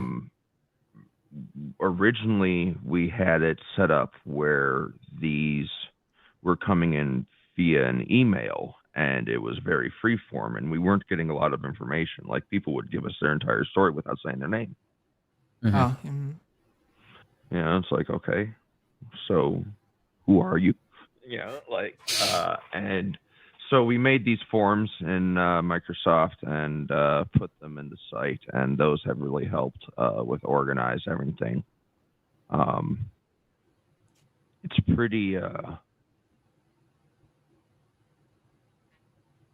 It's pretty neat watching it come together. I've been trying to get something like this off the ground for 5 years. Yeah, I think this is an amazing concept of an organization. I really appreciate that you are getting a microphone to talk about it now. I would love if I have a business email. I have one associated with this network too, but I'm more likely to read it if you send it to my personal business email. So if you would email me at theardenhart@gmail.com, I would love to have a chat with you about maybe a couple things. Is that email on your list of digits here? No, I think it's not even in the description. I think it's on my Twitter bio, but I don't open Twitter currently to protect my well-being. But yeah, that is fair. That is fair. Yeah, theardenhart@gmail.com. If you, I don't know what social media platforms you have. The Arden Hart. THE. Okay. Yep. THE. Gotcha. Arden Hart, all one word, @gmail.com. But also, if you have connections with Lux, I'm sure that they can connect you with me, and we can find a way to interface. I would love to chat a little bit about some things we could maybe do, because I love that notion. Well, I feel passionately that I don't want to give up Texas, and I feel like I have to stay. I can afford to do my healthcare out of pocket, so luckily my healthcare is not restricted. I don't. It's not that I can afford it. I don't have a choice. I can't afford insurance. May say, but because I have a director who's in the same position. They're in Texas. They don't really need to leave. Yeah. However, as I tell them, there is no shame in getting a home in friendly territory and then going behind enemy lines to get people out. Sure. Yeah, I feel like then at least when you're recuperating, you're safe. I definitely agree. And my partner and I have considered moving many, many, many times. It will likely be a thing that happens eventually. But I also, especially considering we impeached our Attorney General, Ken Paxton, who stopped a lot of mail-in ballots going out during the last election, there's a good chance that Texas actually could turn in a positive direction in the next election cycle. So I'm really passionate about being another blue vote here. Yeah, he's gone. Yeah. When was this? It was a couple weeks ago. Yeah, about 2 weeks ago, I think. Oh, really? Oh, no shit. Not related to him, potentially interfering with an election. Right. It was related to fraud issues on his end, which I imagine is pretty ubiquitous across politics at this point. But yeah, so there's a good chance Texas could turn in a positive direction, and I really want to be another blue vote in the state for that next election. But I'm always on my toes. I've got family in other places, so I'm always ready to get out if I need to personally. But yeah, I'm gonna stay in Texas for the time being. But yeah, no, I think this is a really great thing, and for the people who are struggling in places like Texas and Florida, I think it's great to know that there are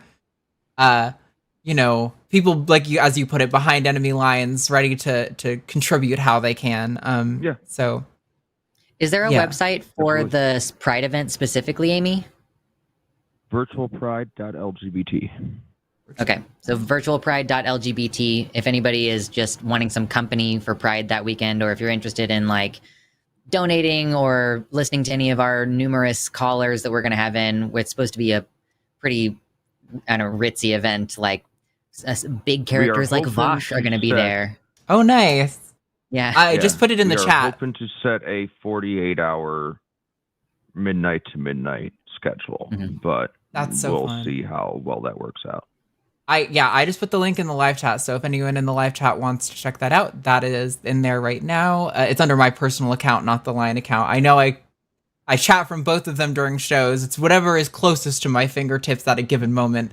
But yeah, well, thank you so much, Amy, for calling in and telling us about this. I wasn't aware this organization existed, and I'm really glad that I am now. We'll probably have to wrap up the show and move on to super chats, but I want to give you a chance to maybe do any last like little pitches or anything you want to do while you're here. Yeah. Me? Yes. Mm-hmm. You. Oh yeah.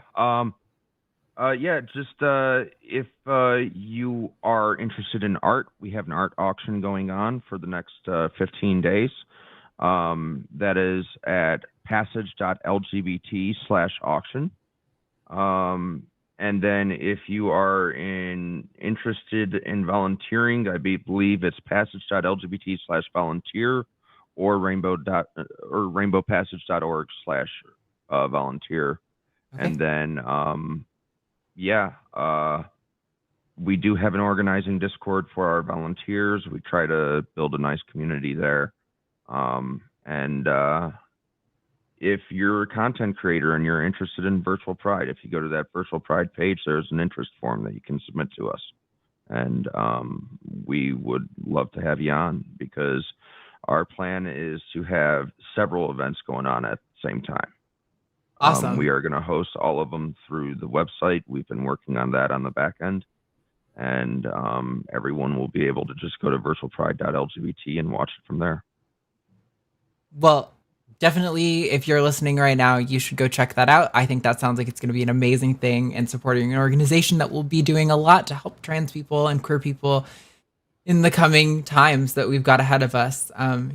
There is some positive news with the court smacking down the one law in Florida, but that doesn't mean that they're not going to create another one that is more well-crafted to avoid that kind of thing. So we need to be still... The fight is so far from over. Don't get lazy just because we got a victory here or there.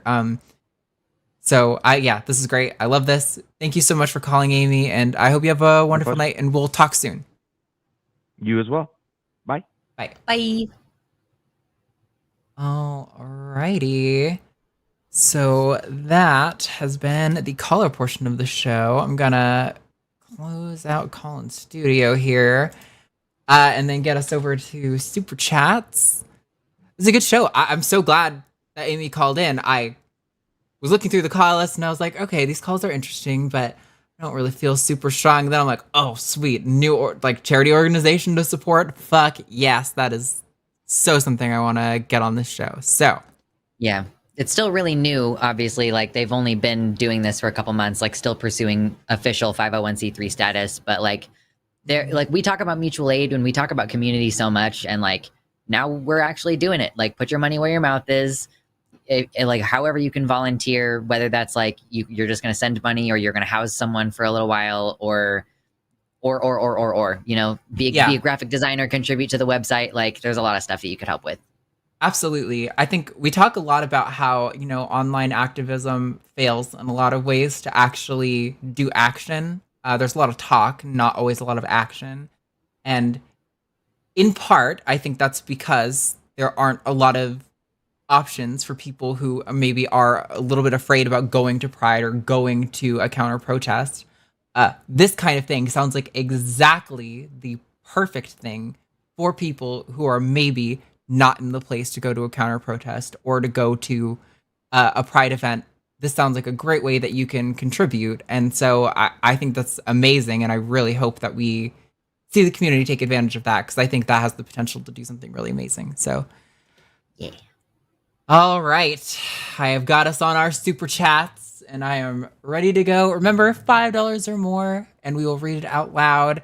And if you add hashtag Team Arden or hashtag Team Lux, maybe we will have to make some fucking vertical stupid video that will figure out what we have to do along the way.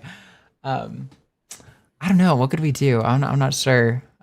We will accept your recommendations for punishments with a $5 super chat. Thank you very much. Yes. But just to kick us off today, we've got $20 from Larry Fishman. I'm unable to watch the show today as I have an appointment to learn shoot synthetic estrogen into my thigh. Part of me can't believe I typed that. So have a great show. Nice to see Luxander hosting again, but hashtag team Arden. Thank you so much, Larry, and good luck with your appointment. I hope it goes well. It's more of a psychological trip than it actually is an issue, but I deeply empathize with the psychological trip of injecting yourself with anything. It's a little weird. But not weird. It feels like you should get used to it, but sometimes you don't. yeah. I never quite adjusted the way I thought I would, but okay. Now we've got this one. That's £5 I can't read that. Pounds. Pounds from Sean Isherwood. Nobody knows whether pi to the power of 2 times 4 is a more complicated series of parentheses, or the tetration of pi with another parentheses. I'm just not going to read that. Is an integer, though it is conjectured that it is not.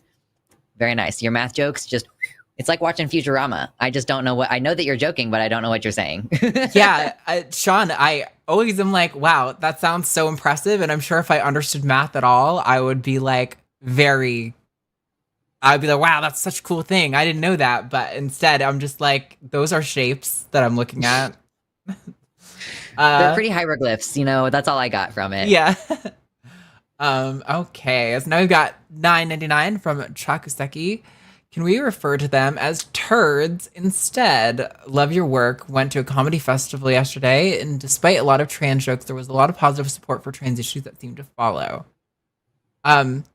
Yeah, we're kind of talking. I don't remember if this was the pre-show, if this was during the show. We were talking about farts. Yeah, but I don't know. I personally don't like to use those. For me, I don't necessarily know if I think it's bad for other people to use them, but I would rather say gender critical. I feel like that describes what they're doing and accurately categorizes them as a group. That's the one I like to use the best, but I don't really care what you want to call them. Jerks, assholes, propagandists, all of it is applicable. Turds. But yeah. Katie was saying that it makes us look less serious. Like, Katie was on Twitter saying today that, like, she wishes people didn't say this because it makes us look silly more than it makes them look silly. And I kind of agree with that. Like, it makes us look super childish in a way that I don't want myself to appear to be, Yeah. So, like, I'm not going to say turds or farts. Yeah, I think you can this is how I felt a lot about during the Trump presidency. Like, when a group or an individual has so many objectionable things about them, you don't have to stoop to this level to call them out and make them feel stupid and ridiculous and like terrible people. You can just call out what they're doing, and you can do it in a crass way. I just personally think it looks like it's meant to accomplish something, and I don't know if it actually does. But maybe I'm wrong. I don't know. 200 SEK from Puck Tholander. If we use gender critical when we talk about their hate propaganda, gender critical will also become a slur. It doesn't matter how many times they repackage. If the contents are rotten, the packaging will also be rotten. Team Lux. Thank you very much. That's kind of the struggle really, is that it doesn't, they're going to keep retreating further and back, like until the point at which we're just calling them transphobes or bigots, and they find a way to be. They've even done that. Oh my God, J.K. Rowling, she said they've slurred us as bigots. Like, the word bigot is a slur. Like, okay, people who are racist don't like being called racist. They think that it's an insult. We're just going to keep running into this. The term gets associated with their negative ideology, and their negative ideology, we're not going to stop criticizing. So they're going to keep having to try to reframe it. Yeah. This to me is like, if you don't want to be colored by the actions of this group, then you shouldn't stand so close to where we're throwing the paint. If you get a little on you, that sounds like it's your fucking problem, not what we're doing wrong. Yes, thank you, Puck, for your super chat. We appreciate it. Got $20 from Tiffany M. At Ricky. Maybe accepting kids for who they are seems like grooming to folks who tell their kids live our way or get out. Who's really trying to groom here? Thanks for what you do at the line. Happy Pride, #PrideAlly. Yeah, I've seen people using this tactic, and I'm very wary of reflexively calling what conservatives do grooming, because I really feel like when we were going through the 2016 election and there was all that talk about, the what is it, the drinking the blood of babies or whatever the fuck was the weird conspiracy theory that they had, the adrenochrome, the QAnon thing, yeah, yes. Like the pizza store, yeah. That's organizations that protect kids from this abuse specifically talked about how this flooded their tip lines with inaccurate information and actually prevented their ability to effectively protect children. And I don't think that flipping the script this way actually accomplishes anything. I think we need to be really careful about what grooming is. Is it indoctrination? Probably. And maybe that is just as bad. But I think we need to be just really careful about our words with this kind of stuff. Grooming is a real thing that happens, and it really actually harms kids. And there are organizations trying to do something about it. I would rather not muddy the water of the work they're trying to do just to hit back at people who are being shitty and using the term that way. I think it makes them look foolish enough on their own. I don't think I need to use it to point out their foolishness. But I appreciate the point. It's a pet peeve of mine. I don't like when we use grooming back at them. I just wanted to add, I would not call it grooming if they are just raising their kids with they give their little baby boy a shirt that says lady killer. I don't think that's grooming. I think that if you're going to turn the tables on this, then the correct thing for you to do is to go after the fact that all of these Republicans who are against kids transitioning are pro-child marriage, where their 50-year-old friend gets to know your daughter and then starting from age 12, and then he promises to pay for some of her college. So as soon as she turns 18, she marries him. That's abuse and that's grooming. Yeah, if you marry off your 15-year-old daughter to your old friend, then yeah, for sure. But call it where it's appropriate. Don't do the thing that they're doing, which is watering down the ability for these organizations to help kids.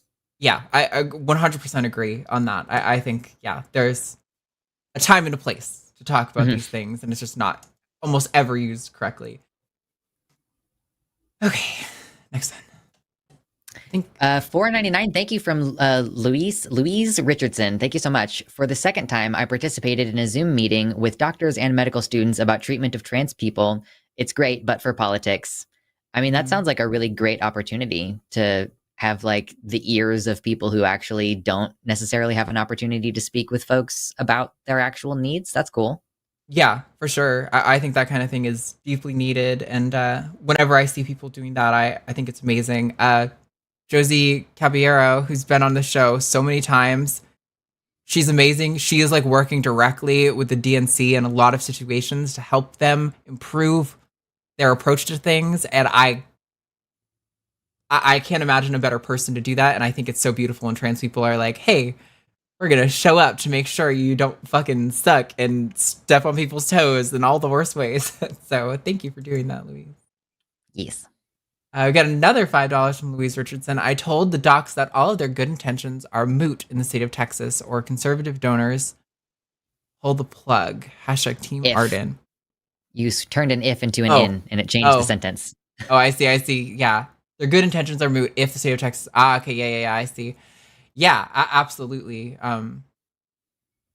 Yeah, I mean, it would be nice to see more medical organizations and doctors and things showing up to testify at these bills. It would be great if, I mean, I know this kind of thing already exists to some extent, and I don't know how strongly they're advocating now, but we really need medical professionals who know what they're talking about showing up to these things, because we can have the list of all the medical organizations who have publicly stated they support gender-affirming care and gender-affirming care for children and all this stuff, but it doesn't mean anything if when these bills are happening, the only people showing up to testify are trans people and a dentist who wants to pretend that he's a doctor who hates trans people, because these stupid fucking conservatives are like, well, he's a doctor too. He probably knows what he's talking about. And it's just, it's such a mess.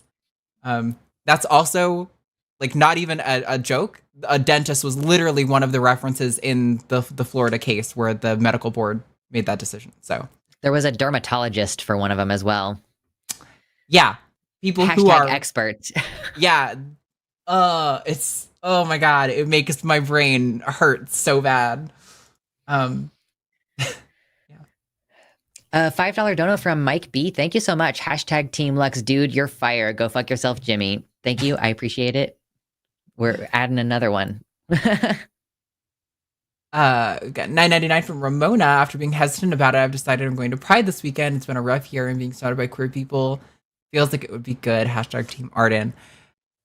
Yeah, I get it. I mean, I definitely have been hesitant about going to Pride events just because I doesn't feel safe right now, especially being in the South. But when I lived in Rhode Island, I loved Pride. It was the best time of year. It was the best event of the year. I couldn't wait to go. I thought about it literally from July until the next June. So I hope you have a good time. Heck yeah.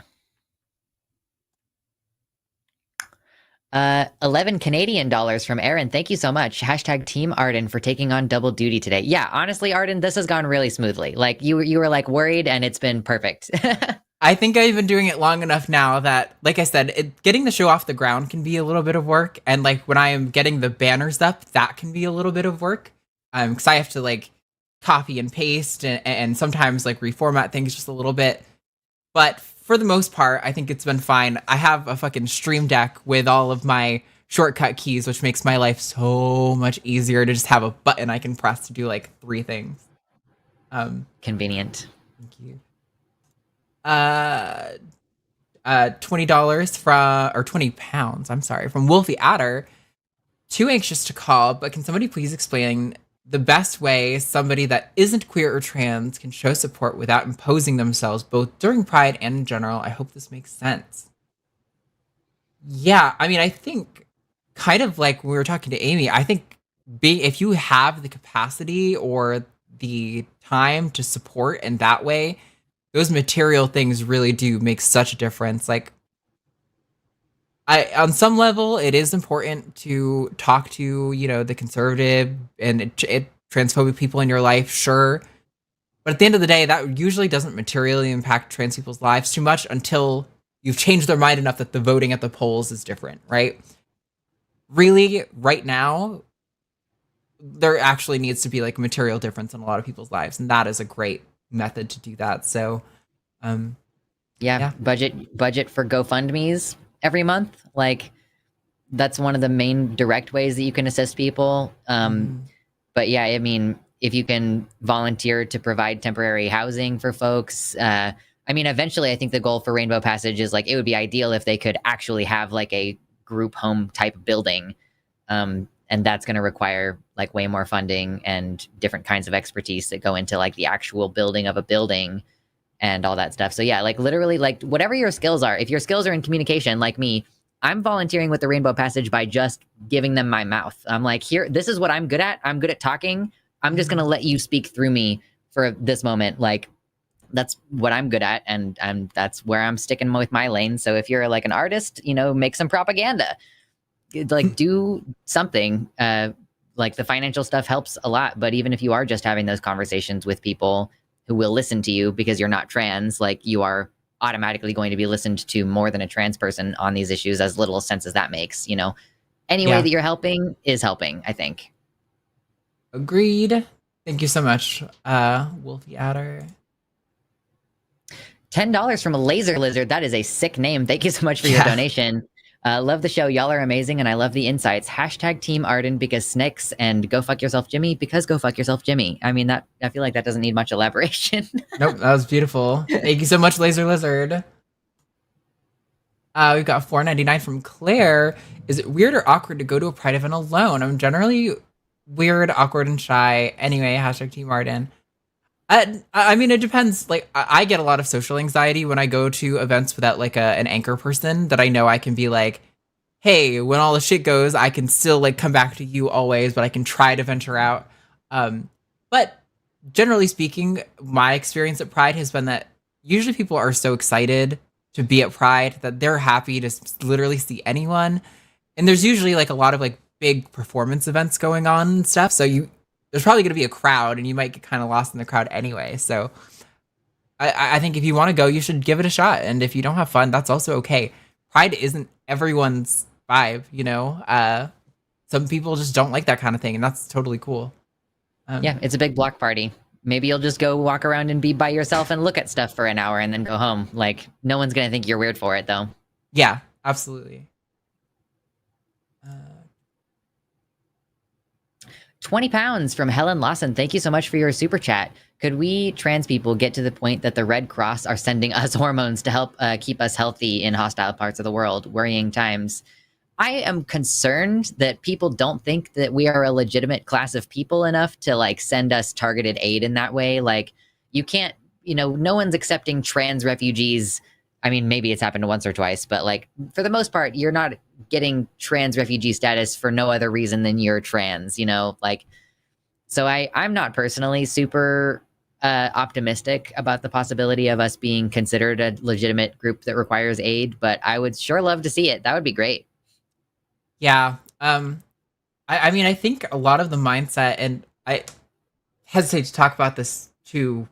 I want to be careful. I have a family member who I love very deeply, who is generally very supportive, but I think comes from a bit of a place of privilege. And so he's always kind of got this mindset of, oh, it's going to turn out for the best. Like, you know, it's going to go good for trans people eventually. The right side of history eventually. Yeah. Yeah. And I'm like, look, I appreciate the optimism, but that is not the reality of the world that we live in currently. And I definitely think it seems to me like a lot of organizations kind of have a similar mindset. And it's like, no, it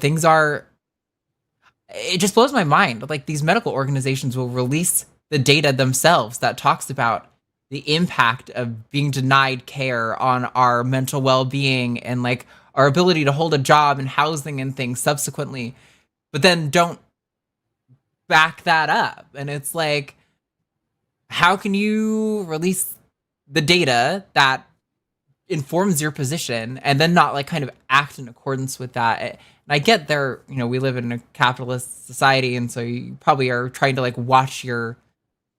play everything carefully. It's like a Machiavellian sociopathic chess game or something, but like it sucks that trans people seem to be the pawns for a lot of these organizations in that game.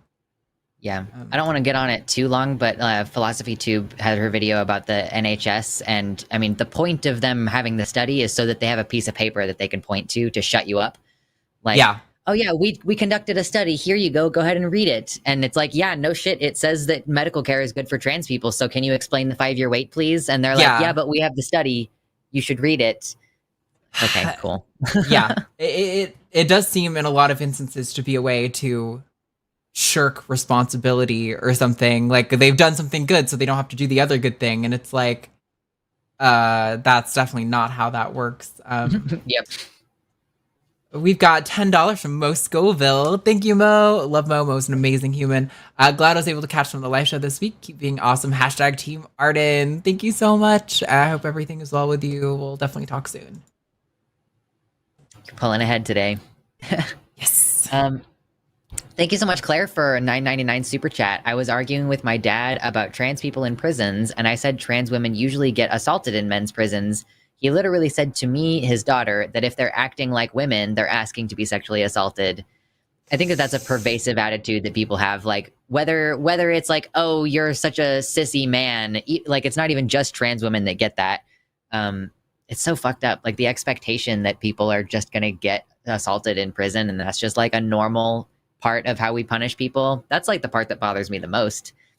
Yeah. Is that we as a society have decided that like prison rape is like just, yeah, that's like how we punish people who are in prison. That's normal. I also like, I feel like there's almost an implication here that like part of being a woman is getting sexually assaulted, and therefore if you want to be a woman, you ought to be like, what kind of, it's like when you start getting catcalled and someone goes, welcome to being a woman. It's like, that's not really what I was hoping to hear. Thank you. Yeah, right. Like, God, wow, that is just, I know people have these values and that they operate on them, and I've heard similar things before, but still hearing someone articulate it is like jarring to me. Like, I did so much work to like free myself from like the patriarchal conditioning in my mind, you know? And it's like, wow, you did not, and you just embraced it. You're like, yeah, rape culture. Like, we're down with that. Like, I guess the misogyny is a little bit affirming. I mean, like, I've actually made jokes about that a lot. On one of the shows here that I was producing like a week ago, somebody called in and they told Matt, like, well, you can go fuck your slur, misogynistic, like, bitch girlfriend or whatever. And I'm like, I like how you wanted to be transphobic, but then you also called me a misogynistic slur and said that I'm his girlfriend. So it's like, thanks, I guess. What the fuck? They got the spirit, I guess. It's a weird phenomenon to be affirmed by your bigotry and your misogyny. Mm-hmm. So we've got £5 from Samantha Patrick, #Team Arden. Thank you. Woo. $5. Thank you so much, Domestic. Arden has been wonderful, but #Team Lux. Valid. Valid. I think Domestic doesn't like me.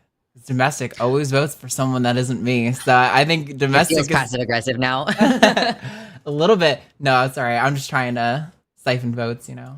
Do what I can. $5 from Minute Rice. This person here just wanted to show my support. #Team Arden. Thank you so much. I don't know what 30 PLN are, but thank you so much, ANCYK Ansic. You two rock. Thank you for doing what you do. I hope everyone has the best possible second half of Pride Month. You too. I hope that my second half of Pride Month is going to go smoothly. I'm certainly looking forward to having more alone time than I did for the first half of the month. That's my main thing, is it's going to be really quiet in my space. Nice. I love that. I appreciate that. I do also like my privacy and my alone time. Also, PLN is Polish. Oh, fuck. I just had it up and now I've forgotten already. This is my brain. Polish zloty. I don't know if I'm saying that right, but it sounds like I'm saying slutty, but it's fine. I love slutty. 10 pounds from Wolfie Adder. Thank you. We'll definitely be looking into ways to help here in the UK. I appreciate your advice. Hope everybody has a happy and safe Pride. Thank you. And likewise to you as well. Another 129 SEK today. We have S. Martique. Thank you so much for your super chat. Fantastic hosts. Keep up the great and important work. #team. Have to decide. I guess #team Arden. It's so hard to choose. I appreciate the reluctant vote. I'll take it what I can get. There we go. Oh, sorry, this one's me. $5 from Panda. How do you guys feel about straight people who'd like to go to Pride as allies? Should they leave it to just the LGBTQ community? #Team Lux.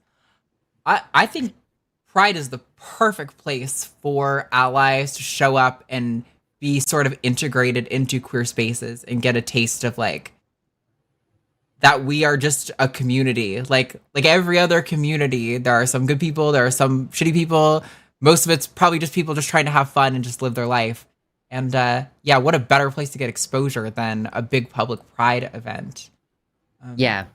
You never know when someone who looks straight is actually questioning, or whether they're stealth and trans, or whether they're bisexual in a straight passing relationship. So you definitely want to just be open and welcoming toward everybody, regardless of what they appear to be.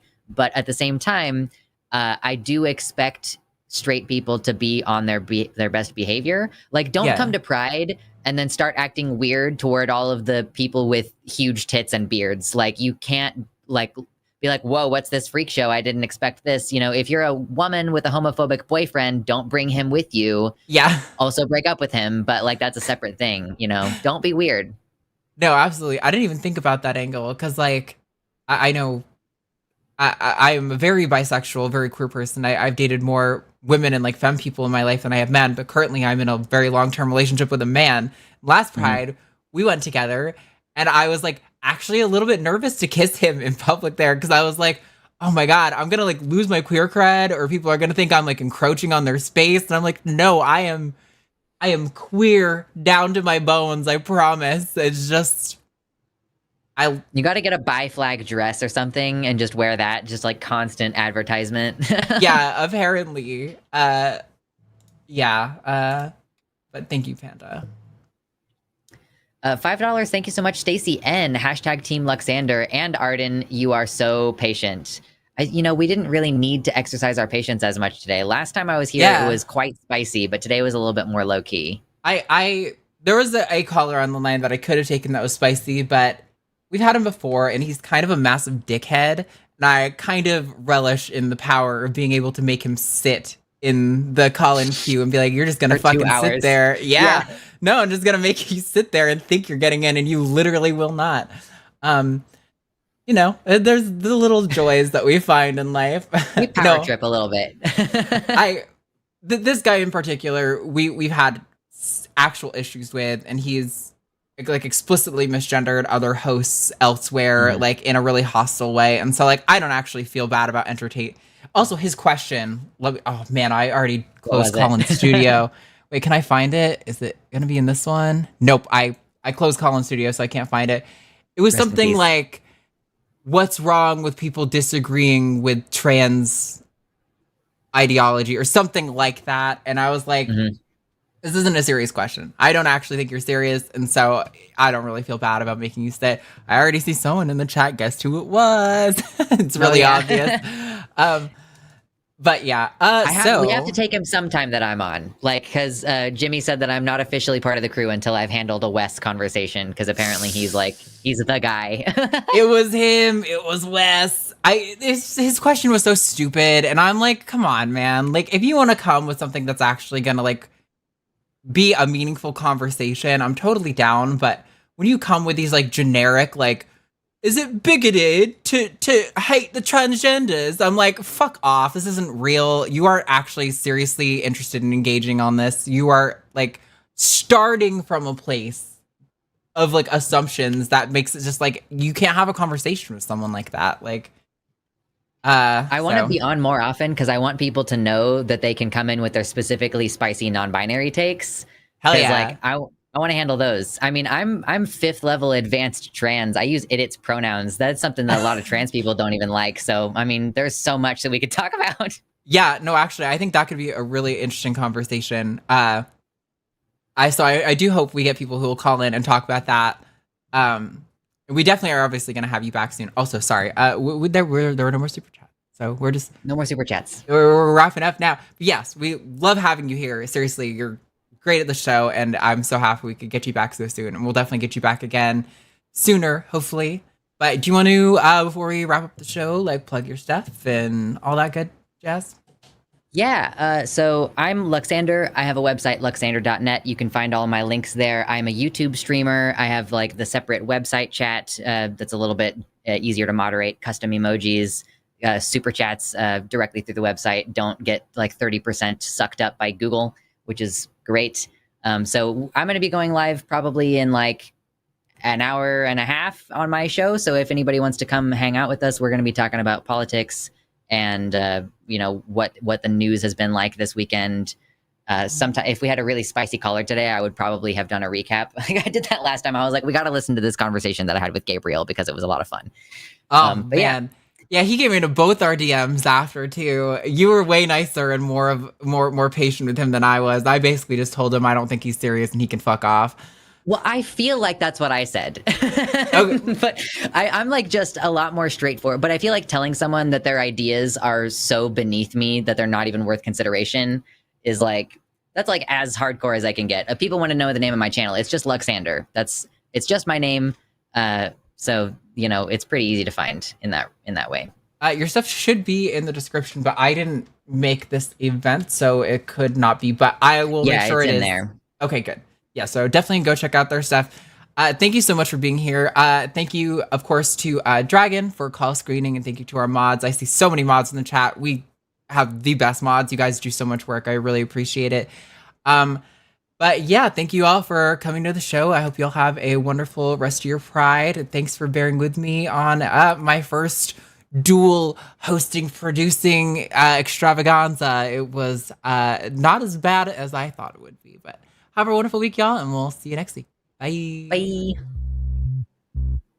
Also, check out this new credit scene. Doesn't cover our guest's face. I made it. Jimmy told me it made him insecure that he's replaceable.